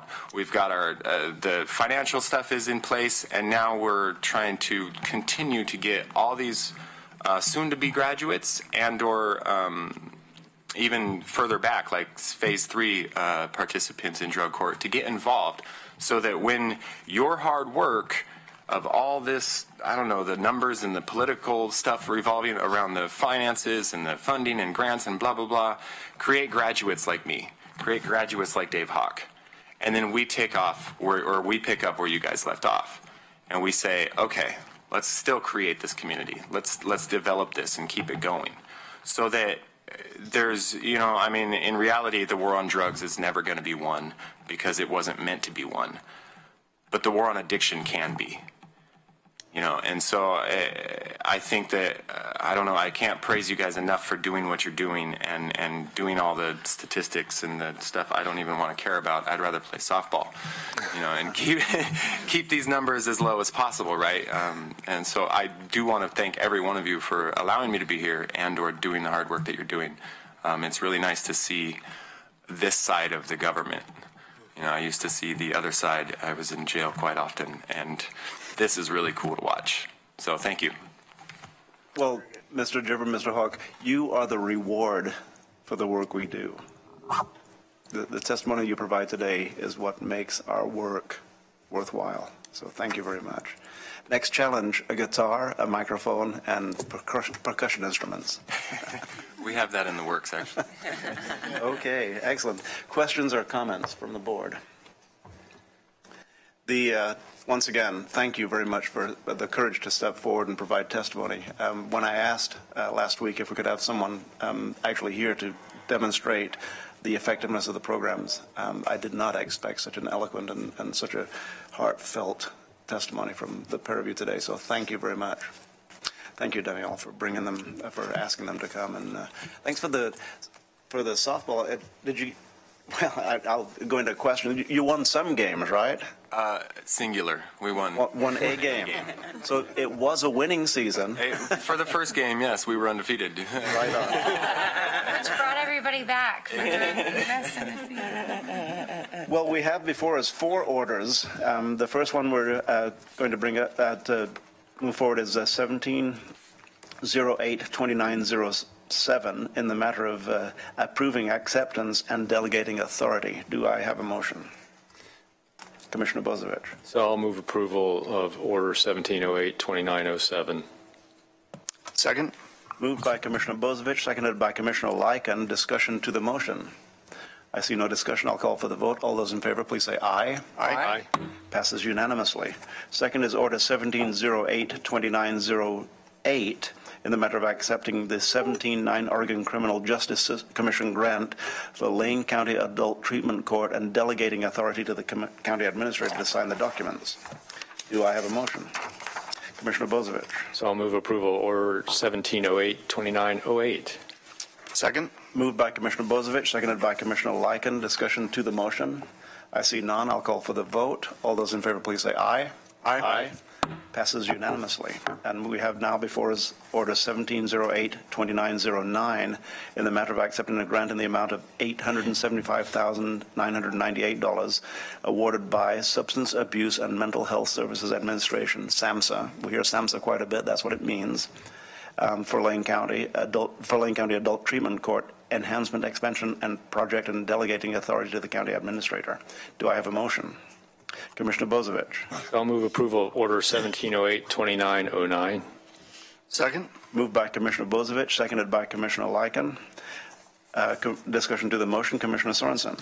Thank you very much. I just wanted to say that the grant that we're talking about here specifically, the SAMHSA grant, is an element of the United Front program several years ago. And for those who don't follow all this government stuff, SAMHSA is a federal agency. It gets its money from federal income taxpayers. And the United Front is a group of local officials from Eugene, Springfield, and Lane County. That's the United part. Other people are not part of our United, so they're disunited, so they're in some other United. But this is our United Front. And we go make a list of priorities for the community each year, and then we have a visit to Washington, D.C. Usually we make that up in August, September, October, and then we have a visit in February or March to Washington, D.C. And a few years ago, and I mean more than a few years ago, I went to SAMHSA on requesting this grant and pitching this, that this would be a good place to do it.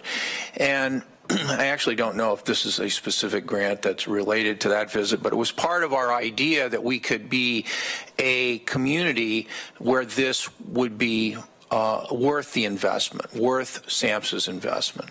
So number one, I think this is a pitch for United Front, for those of you in the county government that have good ideas, like you guys do, have good ideas, and that when they are pushed through the United Front process, then actually there's some follow-through, and actually sometimes we get the grant, as in this case.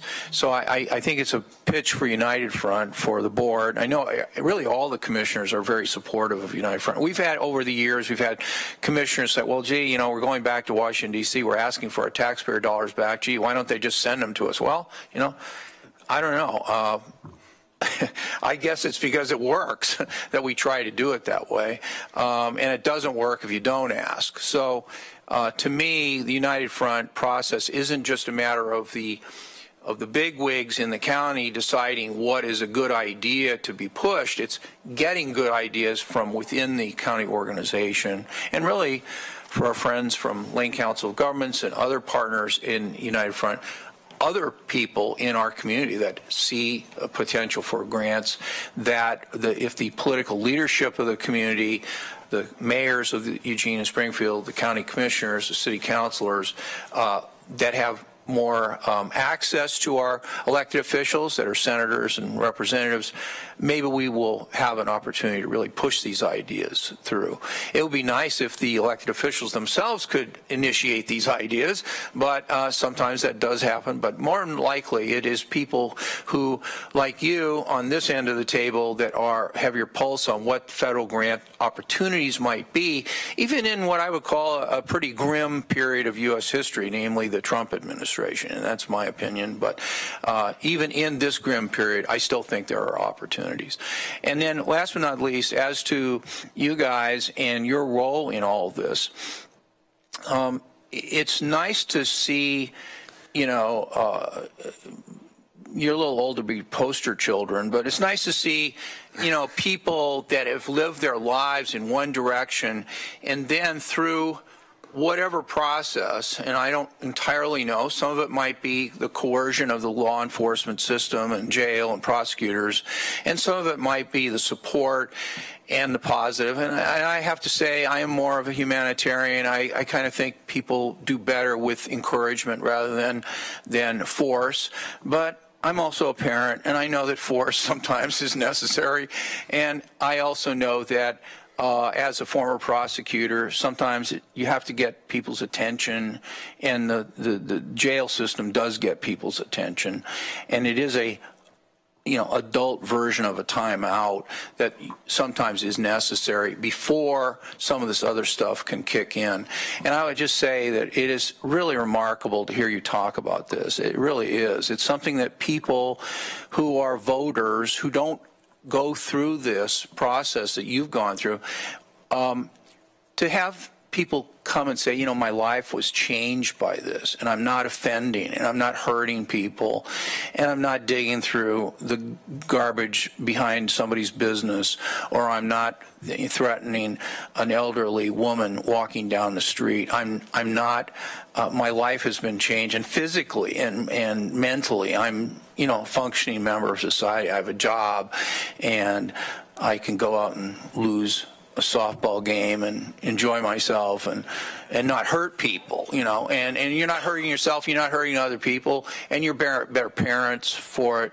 And, you know, we'd like to say, as the recipients of tax dollars, you're probably paying taxes now instead of spending taxpayer dollars. So to me, it's a real remarkable thing, and I hope that your parking costs aren't too high to come down to the courthouse to be here. And I'm really glad you came, and I'm really glad that we got a chance to have Lane Council of Governments, Metro TV tape this, so it is videotaped. And I think it's something that, you know, we could show some of those people in the treatment system, you know, to see that, yeah, you know, you really can change your life. It's not easy. It's not going to be McGruff, the crime dog, telling you don't do something when you got a physical addiction. It's going to be much more difficult for recovery, but it is possible, and you guys are there to show it. So thanks so much for coming. Thank you, Commissioner Sorensen. And, you know, thank you for the years that you have put into this, from your years as a state senator to your, 35 years as a county commissioner? I think it's 135. And thank you for pointing that out. You know, something that you mentioned, Danielle, the associated benefits of this. You're talking about sober kids, you know, sober drug-free kids, and you brought up a number of 100 kids. Once again, how do we put a price tag on that? The work that you're doing, as manifested here with Mr. Gibber and Mr. Hawk, is it just once again, you mentioned that you have I've not calculated the amount of money that we're leveraging. Well, it's impossible to calculate, but at some point we can have a database that actually demonstrates to the public how much money is being saved. But the money is not the key part. The money is what Mr. Hawk said. The key part is what Mr. Hawk said. It's allowed me to build a life that makes me not want or need drugs. And that goes far beyond your life. That goes everybody you come into contact with, your friends, your neighbors, your family, the people you associate with on a daily basis. It's a ripple effect that every single person in our community feels, all the way to the very newborn children in the community. So thank you very much. Any further discussion to the motion? And I'll call for the vote on Order 17082909. All those in favor, please say aye. Aye. Passes unanimously. Final order of this segment is Order 17082910 in the matter of accepting the 17-9 Oregon Criminal Justice Commission grant for Lane County Veterans Court and delegating authority to the County Commission to sign the grant. This is for the Veterans Court. Commissioner Bozevich. So I'd move approval Order 17082910. Second. Moved by Commissioner Bozevich, seconded by Commissioner Lycan. Discussion to the motion. Then Commissioner Bozevich. So I want to just, before we leave these four motions, just want to make note that this is $2.1 million that we're getting ready to finish approving here in the way of grants. And it's just part of that overall system I started out talking about, where we're, you know, working collaboratively between departments that used to be silos. You know, we're sitting at the table. We got the courts, we got our mental health folks, and you know, you guys talked about how you're dealing with prosecutors, and you know, you're out in patient treatment services. That's part of this all these grants we're talking about. It's bringing all those things together to do, you know, and you know exactly what, you know, Mr. Hawk said, building a life. You know, and deconstructing a previous life. I can't say enough about the two of you coming today. I really appreciate that, and I would love everyone to be able to watch today's board meeting on, you know, it'll live forever on the internet, and it's just pretty impressive. You know, the two of you are great examples of how we can help people help themselves to turn their lives around. You know, addiction's a horrible thing. You know, I've got a brother that's 8 years sober now, and part of it was building community in himself. He, you know, after he got sober, he got into a better relationship with a healthier person. She encouraged him to pick his saxophone back up. Now he's in about 4 different community bands, you know, so he's involved in his community, and that's, you know, that need is not there anymore. And I really, you know, your discussion, the opposite of addiction is community, is so true. And I think, how much money are we saving because you guys are now where you are through this treatment court, in long range? How much, you know, with 100 sober babies are we saving? You know, and I'm sure you guys could probably go back and recount where somewhere in your childhood you had those adverse childhood experiences that added up to get you to where you you became susceptible to those addictions. Having those sober babies and avoiding those adverse childhood experiences, how much is that saving society in the long run? And not having those kids repeat what their parents were doing because they grew up in a household that had an actively addictive parent. That's just so much that we're doing here. And I want to thank Judge Rookley. She does a fantastic job. I've been to a graduation. An amazing combination of compassion and accountability that she manages to weave together. Sitting on the bench and all the support that goes behind treatment court and all that. And then I can't say enough about your desire to form that community after we're done. Yeah, that's really important, and I think it's a great thing. So thank you for all your work. The opposite of addiction is community. Absolutely. Right, and absolutely, and you, Mr. Hogg, you said love, compassion, and underlined accountability. So, Commissioner Sorensen talked about the United Front. This coming year, the United Front, one of the main focuses as I travel back there this coming year, will be to talk about something that you'd mentioned, supportive housing.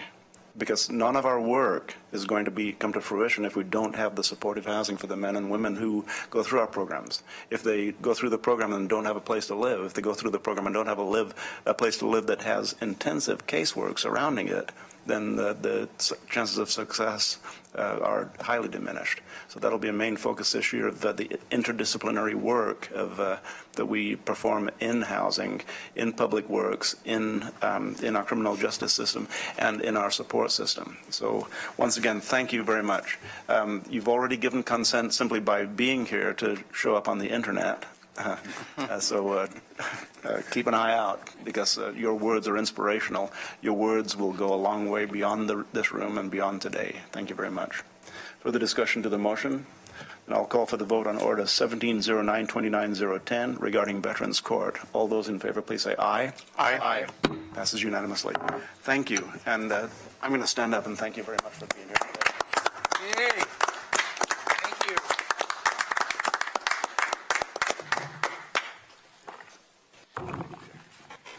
Thank you.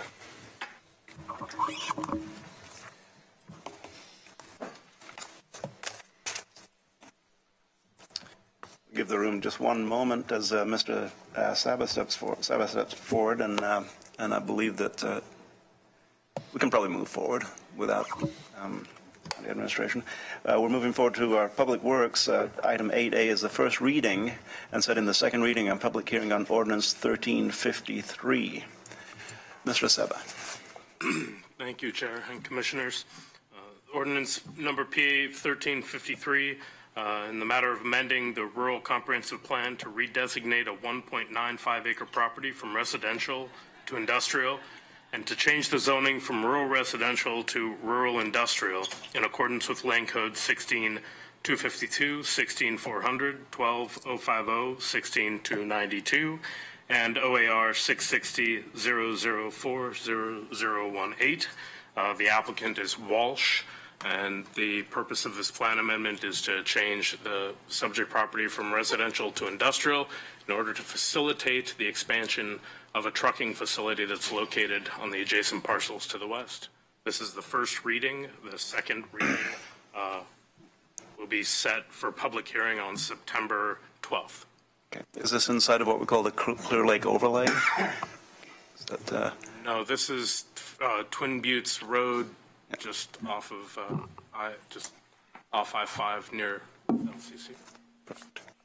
Thank you. Then with the first reading of 1353 set in the second reading, and we'll be setting a public hearing, discussion to the item. Excuse me, we don't have a motion yet. Commissioner Sorensen, then Commissioner Butler. I would be in favor of setting this public hearing, but I want to point out that I'm not going to be able to attend the board meeting on the 12th, And so if there are going to be 3 or 4 commissioners here on the 12th of September, I'd be happy to vote for the motion, but I'm not going to be here myself on the 12th. Thank you, Commissioner Sorensen. I've heard of no other absences on that day. Commissioner Bozievich.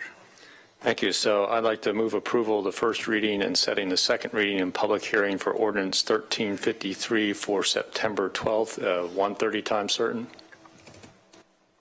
Second. First reading and setting of the second reading of public hearing on ordinance 1353, moved by Commissioner Bozievich, seconded by Commissioner Lycan. Discussion to the motion. I see none. I'll call for the vote. All those in favor, please say aye. Aye. Passes unanimously. Thank you. See you on the 12th. Probably see you before then. Item B is first reading and setting the second reading on public hearing on ordinance 1350 in the matter of adopting an amendment to the Eugene Springfield Metropolitan Area General Plan, Metro Plan, diagram by redesignating approximately 418.7 acres of land from low-density residential to parks and open space pursuant to Lane Code 12-200 and to 12-225 and adopting a severability clause. And Mr. Lombard and Ms. Bell, welcome. Morning. This is a first reading on a Type 2 Metro Plan amendment. As you mentioned, it's to designate or redesignate approximately 418 acres of land from low-density residential to parks and open space on the Eugene Springfield Metropolitan Area General Plan diagram. The application has been initiated by Willamette Lane Park and Recreation District to realize the Thurston Hills Natural Area Park. It's been planned for in both Willamette Lane's 2004 and 2012 comprehensive plans.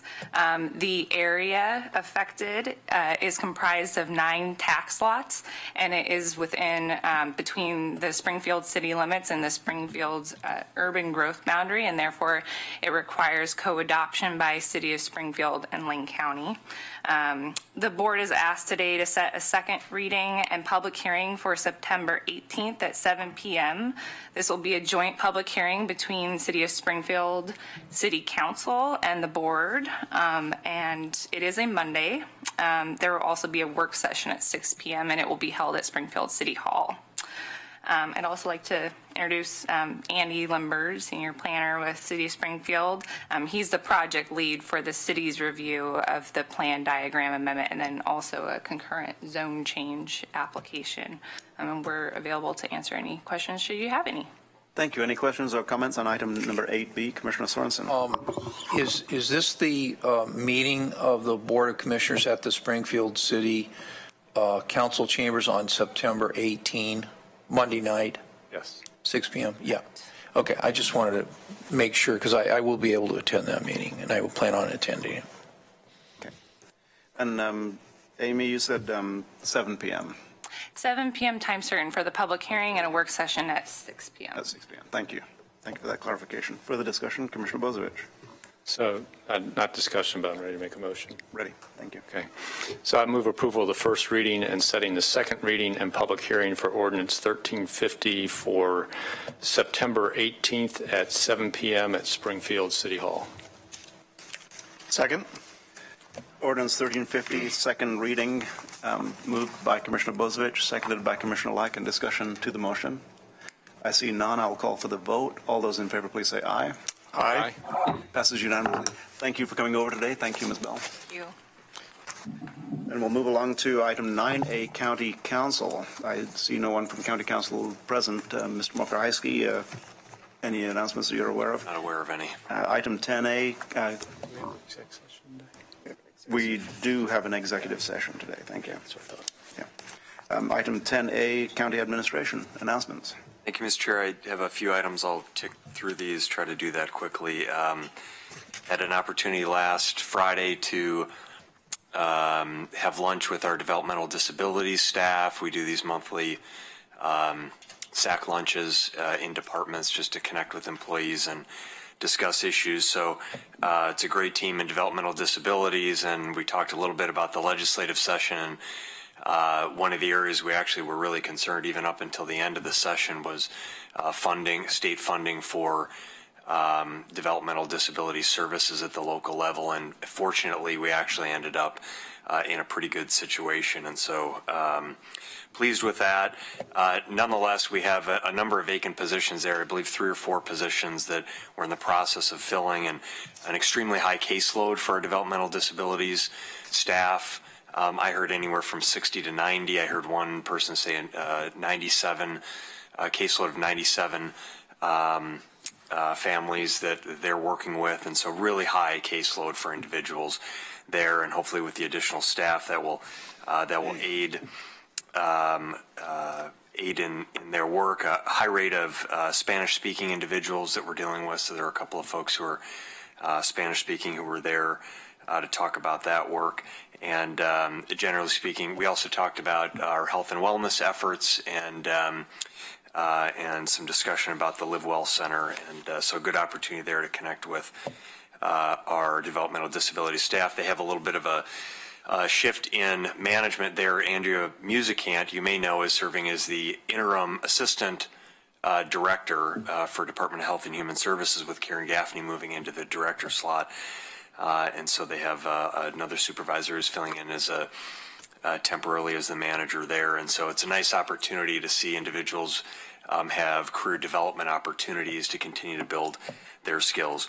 I also want to make a note of the work that we're doing. I mentioned last week, and I'll mention again today, on the City Hall Courthouse discussions, the purchase and sale agreement, the intergovernmental agreements, and other agreements that we're working on, finalizing negotiations with the City of Eugene on. It's our hope that by the end of this week, and it's our goal really, that by the end of this week we'll have those agreements finalized and executed. And of course the next step will be to file the petition with the court for review of the deeds, and we'd like to do that as early as next week. And so again, I'll keep the board informed on where we're at. Very close, really wrapping up some final details on the intergovernmental agreement that will really solidify the public square concept and our collaborative working relationship with the city around the public square that will include the 2 current park blocks, the south half of the Butterfly Lot and the Free Speech Plaza.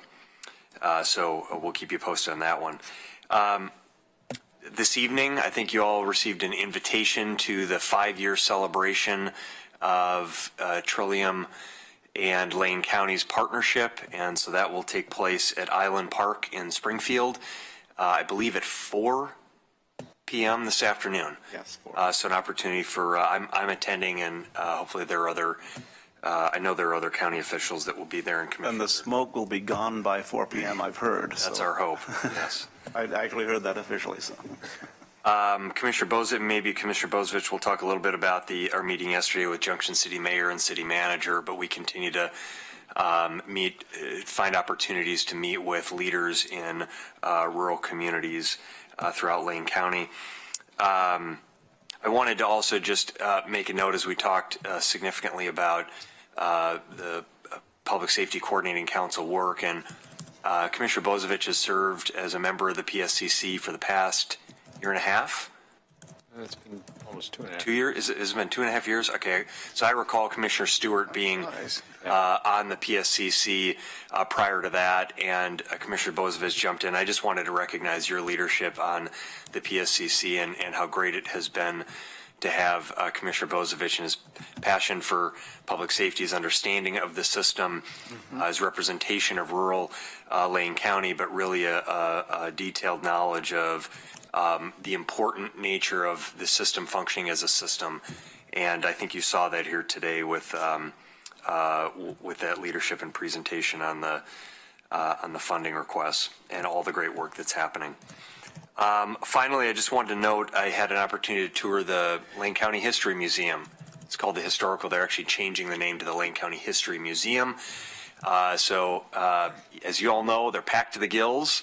Not the most optimal facility and location, and they have plans for the long term to try to improve that and raise some funding to build a new site. And as we're going through our review, our site assessment and facility needs review at the Lane Event Center, and ultimately a master planning effort, there will be a lot of conversations, I know, about what happens with this history museum. And I will say, you'll notice if you pass by the building that is closest to 13th Street, they just put a base coat of paint on that building. And they're going to be painting Lane County History Museum and the logo on there to have some better signage so people can actually find. It's oftentimes confusing where people don't even know there's a history museum, let alone where it is.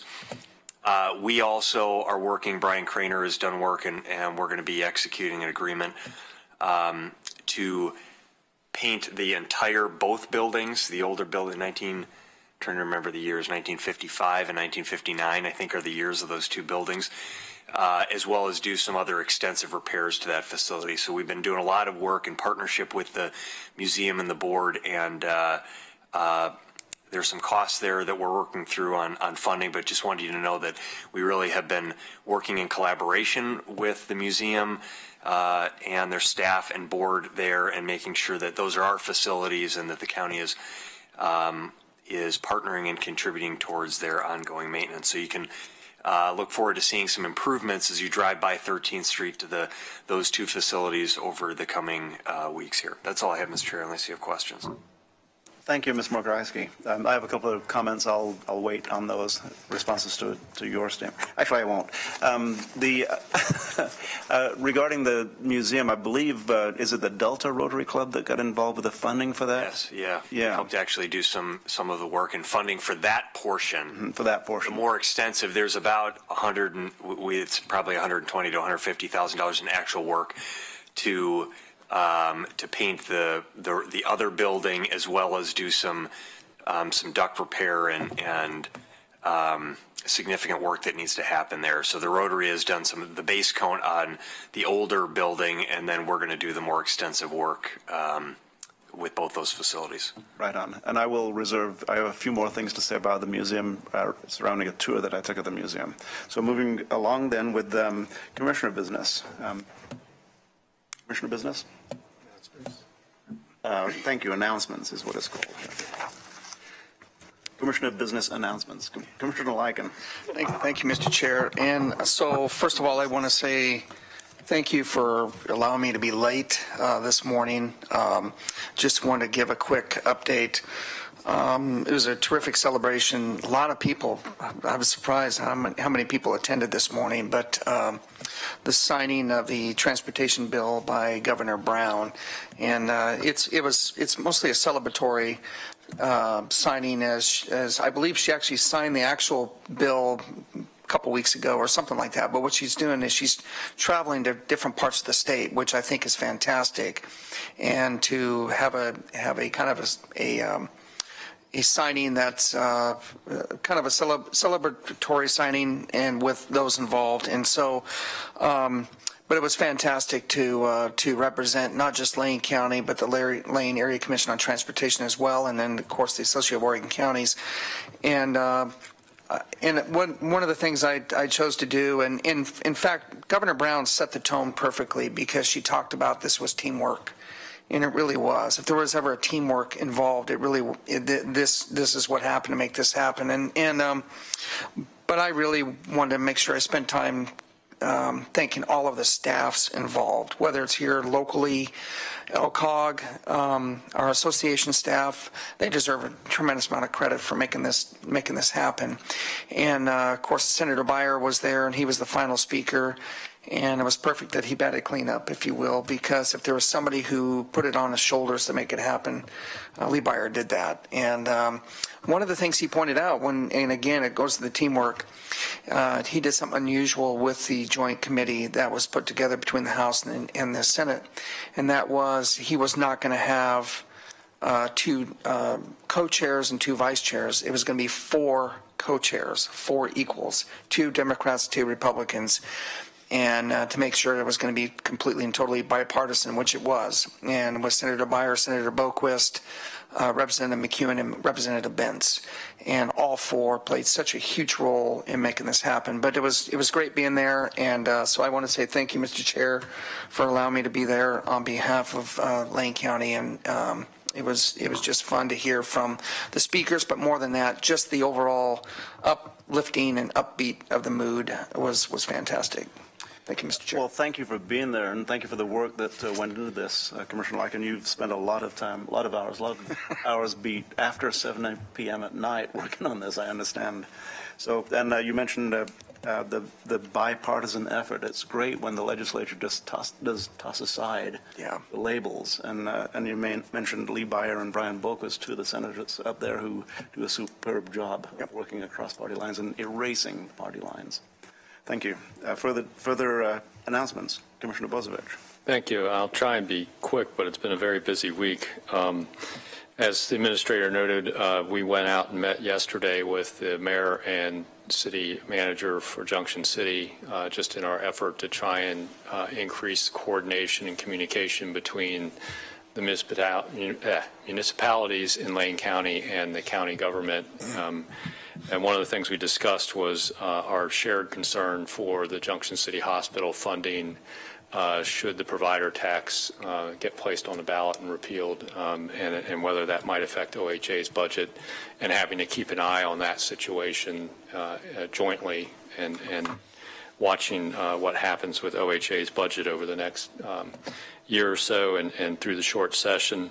Also, it's interesting, we talk a lot about homeless issues, and it seems we always focus on Eugene and Springfield and the metro area, and they actually were dealing with some significant issues with their homeless population recently due to a fire that jumped over a railroad track and into an area that was where there was a camp set up on the edge of town, and then that kind of, without the brush to protect the view shed, changed a lot of attitudes around that camp existing in the community and the issues that came up with that. And, even out in Little Junction City, they've had a spate of vandalism over the last week, which they're pretty sure is gang related. And a gang that has ties to white supremacy, believe it or not. So it's, what we see here in Eugene is not unique to just Eugene and being a big city. These problems are out in our rural communities. There are homeless populations all the way out to Florence, and I'm sure all the way up to Oak Ridge. And there are, believe it or not, gang-related activities and all that get out into our rural communities. So it's always interesting to be talking with those small municipalities and finding out just how they're dealing with what the big cities are dealing with. Also, I was fortunate to have the sheriff come and be a guest speaker at my Lions Club, and I recorded that live on Facebook if anyone wants to watch him. I think it's got over 1,000 views now. Wow. So he's a popular guy.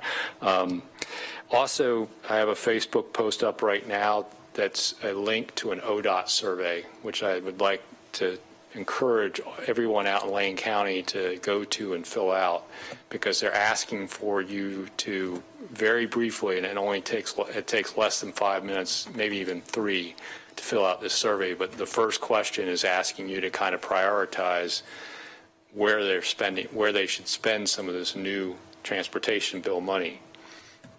Whether it should be on adding capacity to or some other issues like pedestrian safety and a few other things.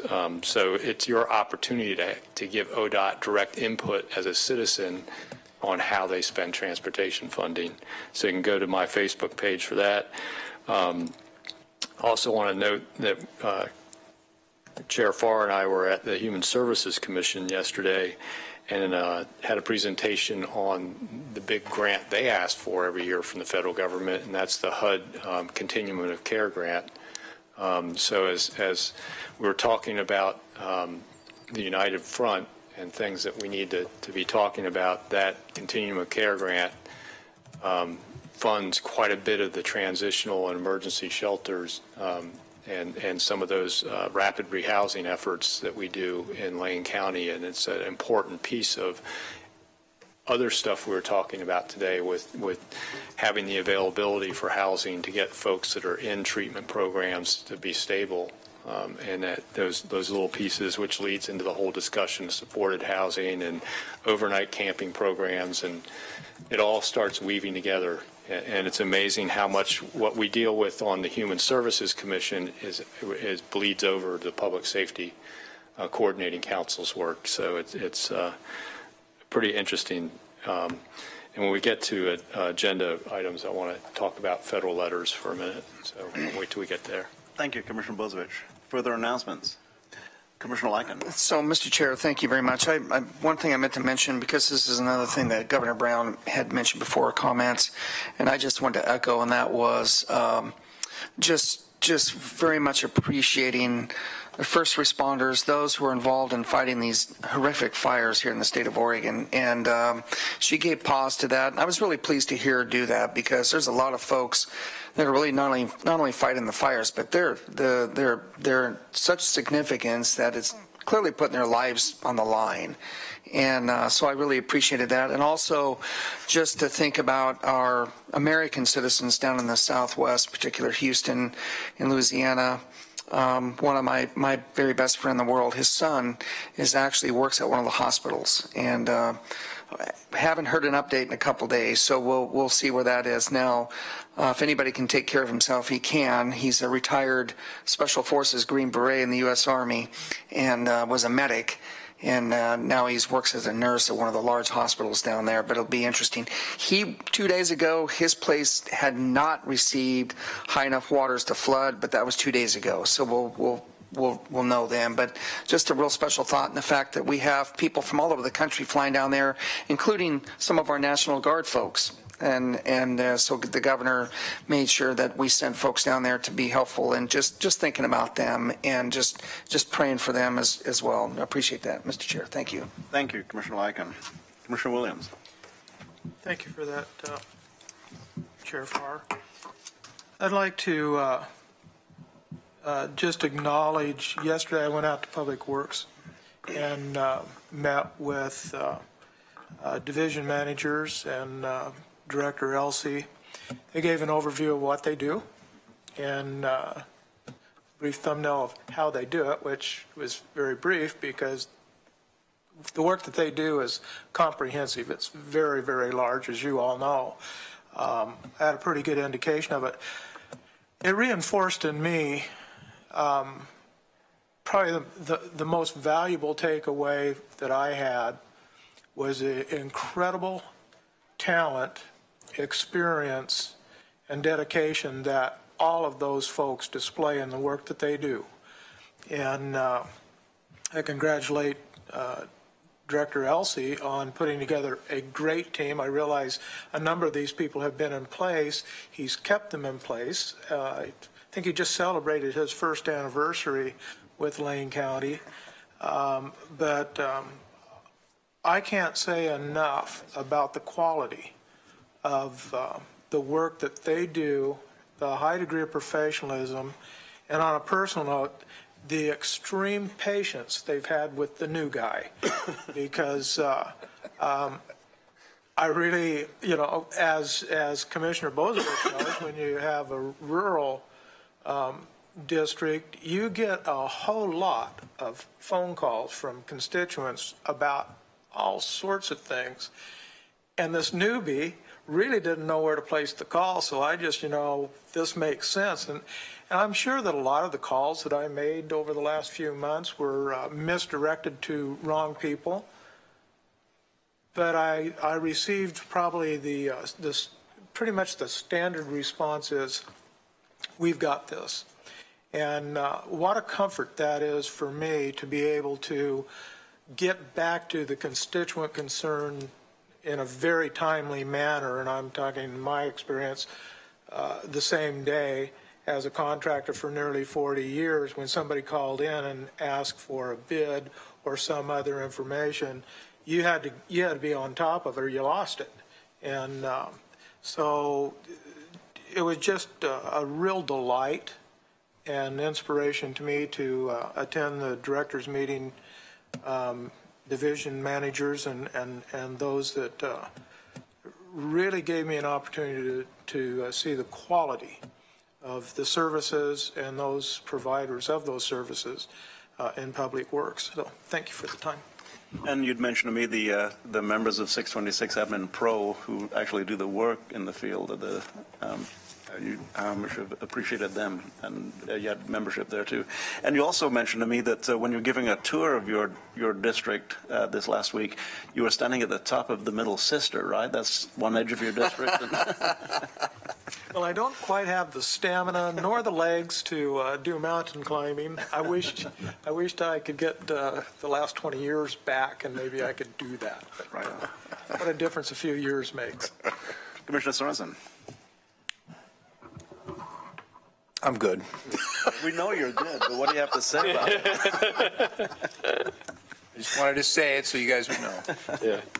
Well, thank you. And Mr. Mokrajski, you talked about the public square. And what's exciting is we look out of the window right now, a part of the public square, what was originally designated as a public square, has a strange-shaped parking structure on it.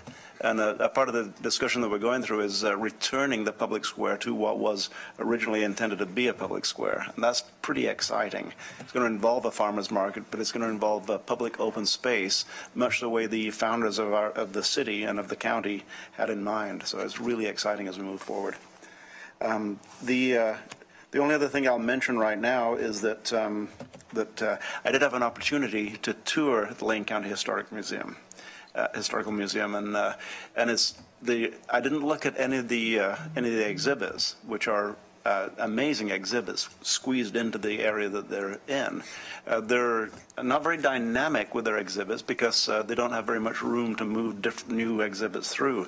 What was really significant to me was where all of the items that could be on exhibit are crammed into the attics and basements and gutters of that building, and the alarming nature of the HVAC system in the building, and the security, not from theft and not from disappearance, shrinkage, but from actual mold incursion and the different things that can really affect some of the greatest historical artifacts that we have from Lane County that date back far longer than the city of Eugene.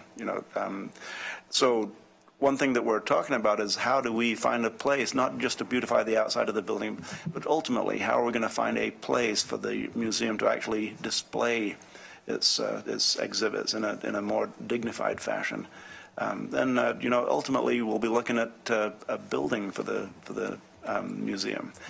It's not going to be an easy process, but an actual location for maybe a 12,000 square foot historical museum and warehouse that allows for dynamic displays and allows for people to actually recognize it as a museum and not just as, I wonder what that nice looking old building is. So I'm excited about the future of the museum. I'm excited about the vision of the board of the museum, and excited about the staff of the museum and the volunteers who take care of the things that we have that are precious, that if we lose them today, they'll never, ever be there again. If we conserve them today, then future generations will continue to be able to appreciate them. So thank you very much. I see no further announcements. Then we'll move along. We do have need for an executive session today. Excuse me. Oh, let's go on to let's do get to the agenda team requests.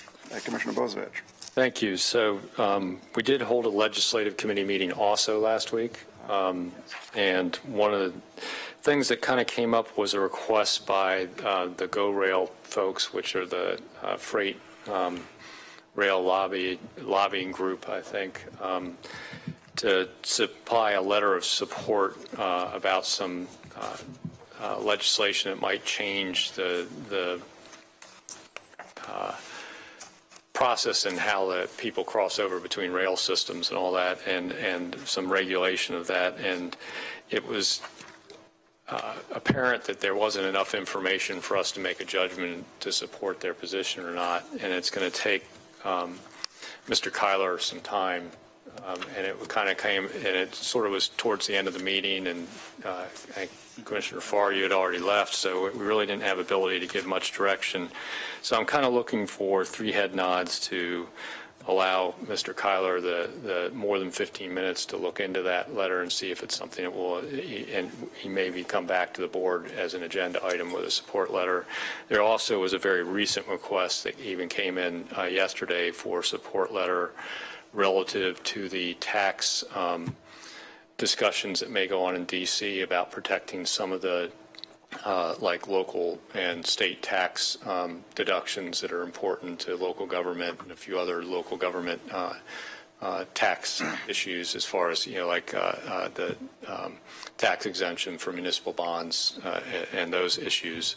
And I think there was a third federal issue that also came up relative, and it may have been the BLM was requesting some input on a plan to do some to develop a plan for what's called the South Siuslaw watershed area, which is around Lorain, relative to their treatment and moving some of the late succession reserve designated sites of theirs with thinning and a few other things. And there's a sensitive oak grove in that area that we may need to do some comment on. But so there were like 3 federal letters that I think may need to come back to the board as an agenda item, and I just want to get head nods so that Alex can have our okay to develop those to the point where they may or may not come back to the full board, but I think he needs to do some work, background work.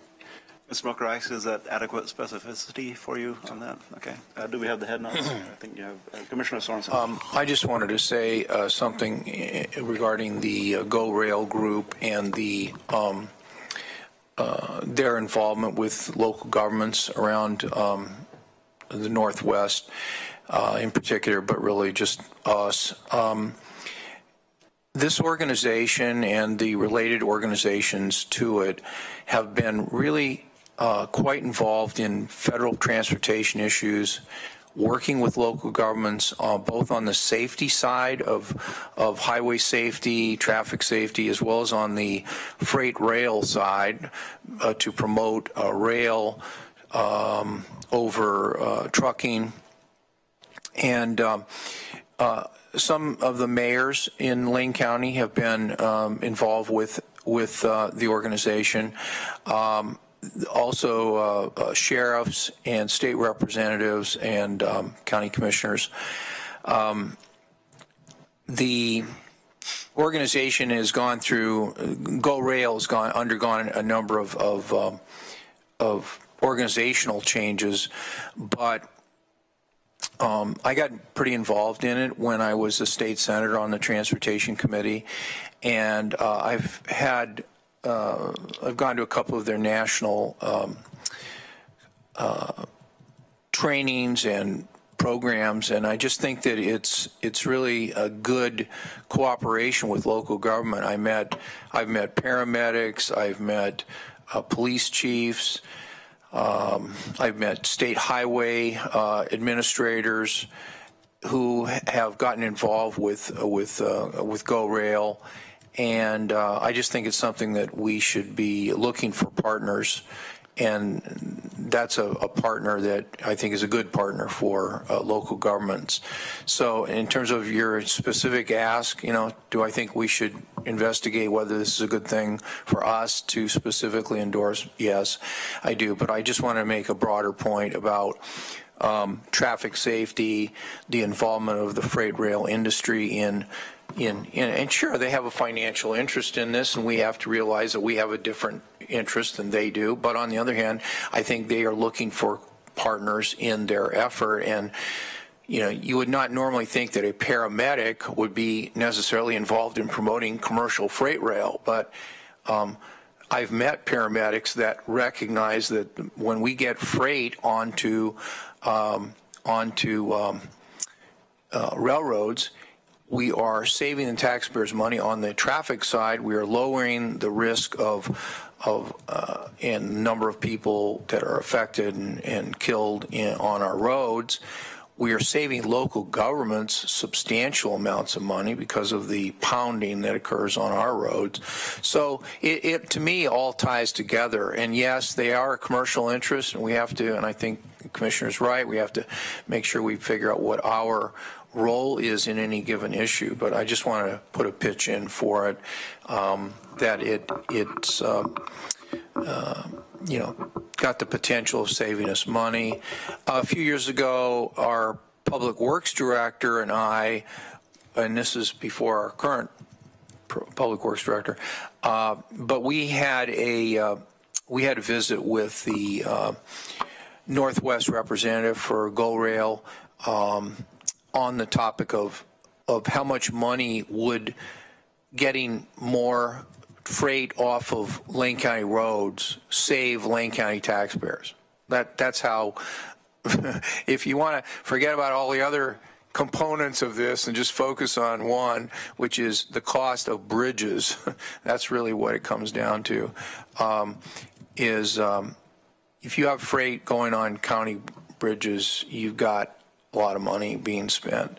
So anyway, bottom line, you know, yes, I'm a yes on the letter and taking the time on the letter and making sure. But bigger point, I hope that we can develop this as a partnership for future things. Outstanding. Thank you. And it looks like you have your head nods on that, Commissioner Bozievich. One thing I'll say about trains, you know, we see some pretty long trains. Have you ever been at the end of a mile-long traffic jam? I mean, that's a long distance, and it takes you a long time. If you think about a train that's a mile long, now it sounds like a long train, but there are trains that are a mile long. How long does it take a mile-long train to go through a railroad crossing? Well, if that train's traveling 30 miles an hour, which is pretty slow, they mostly travel faster than that, it takes a mile-long train 2 minutes to go through a railroad crossing. That's pretty efficient use of time, pretty efficient use of resources. So I agree with Commissioner Sorensen and wholeheartedly look forward to looking more into partnerships with rail and getting freight off the roads. So thank you, Commissioner Bozievich. So that's adequately specific for you, Commissioner. Commissioner Mokrajewski. Demoted him again. Sorry about that. So any other agenda team requests? That I see none. We do have a need for an executive session today. After I read executive session, we'll recess into the BCC conference room, board conference room. Mr. Mokrajewski, are we prepared for executive session this morning? Are you aware of that? I believe so. Okay, very good. So in a moment, I'll read us into that. When we return for our afternoon session at 1:30, we will be returning to the BCC conference room. Not returning to Harris Hall. So when we recess from Harris Hall, we will not reconvene in Harris Hall today. So the Board of County Commissioners will meet in executive session to consult with counsel concerning the legal rights and duties of a public body with regard to current litigation or litigation likely to be filed. This executive session is held pursuant to ORS 162-660 2H, which allows the Board of Commissioners to meet in executive session for the purposes listed above. Representatives of the news media and designated staff shall be allowed to attend the executive session. All other members of the audience are asked to leave the room. Representatives of the news media are specifically directed not to report on any of the deliberations during the executive session, except to state the general subject of the session as previously announced. No decision may be made in executive session. We reserve the right to come back out into public session should the need arise. I will recess the Board of County Commissioners regular meeting and convene the executive session.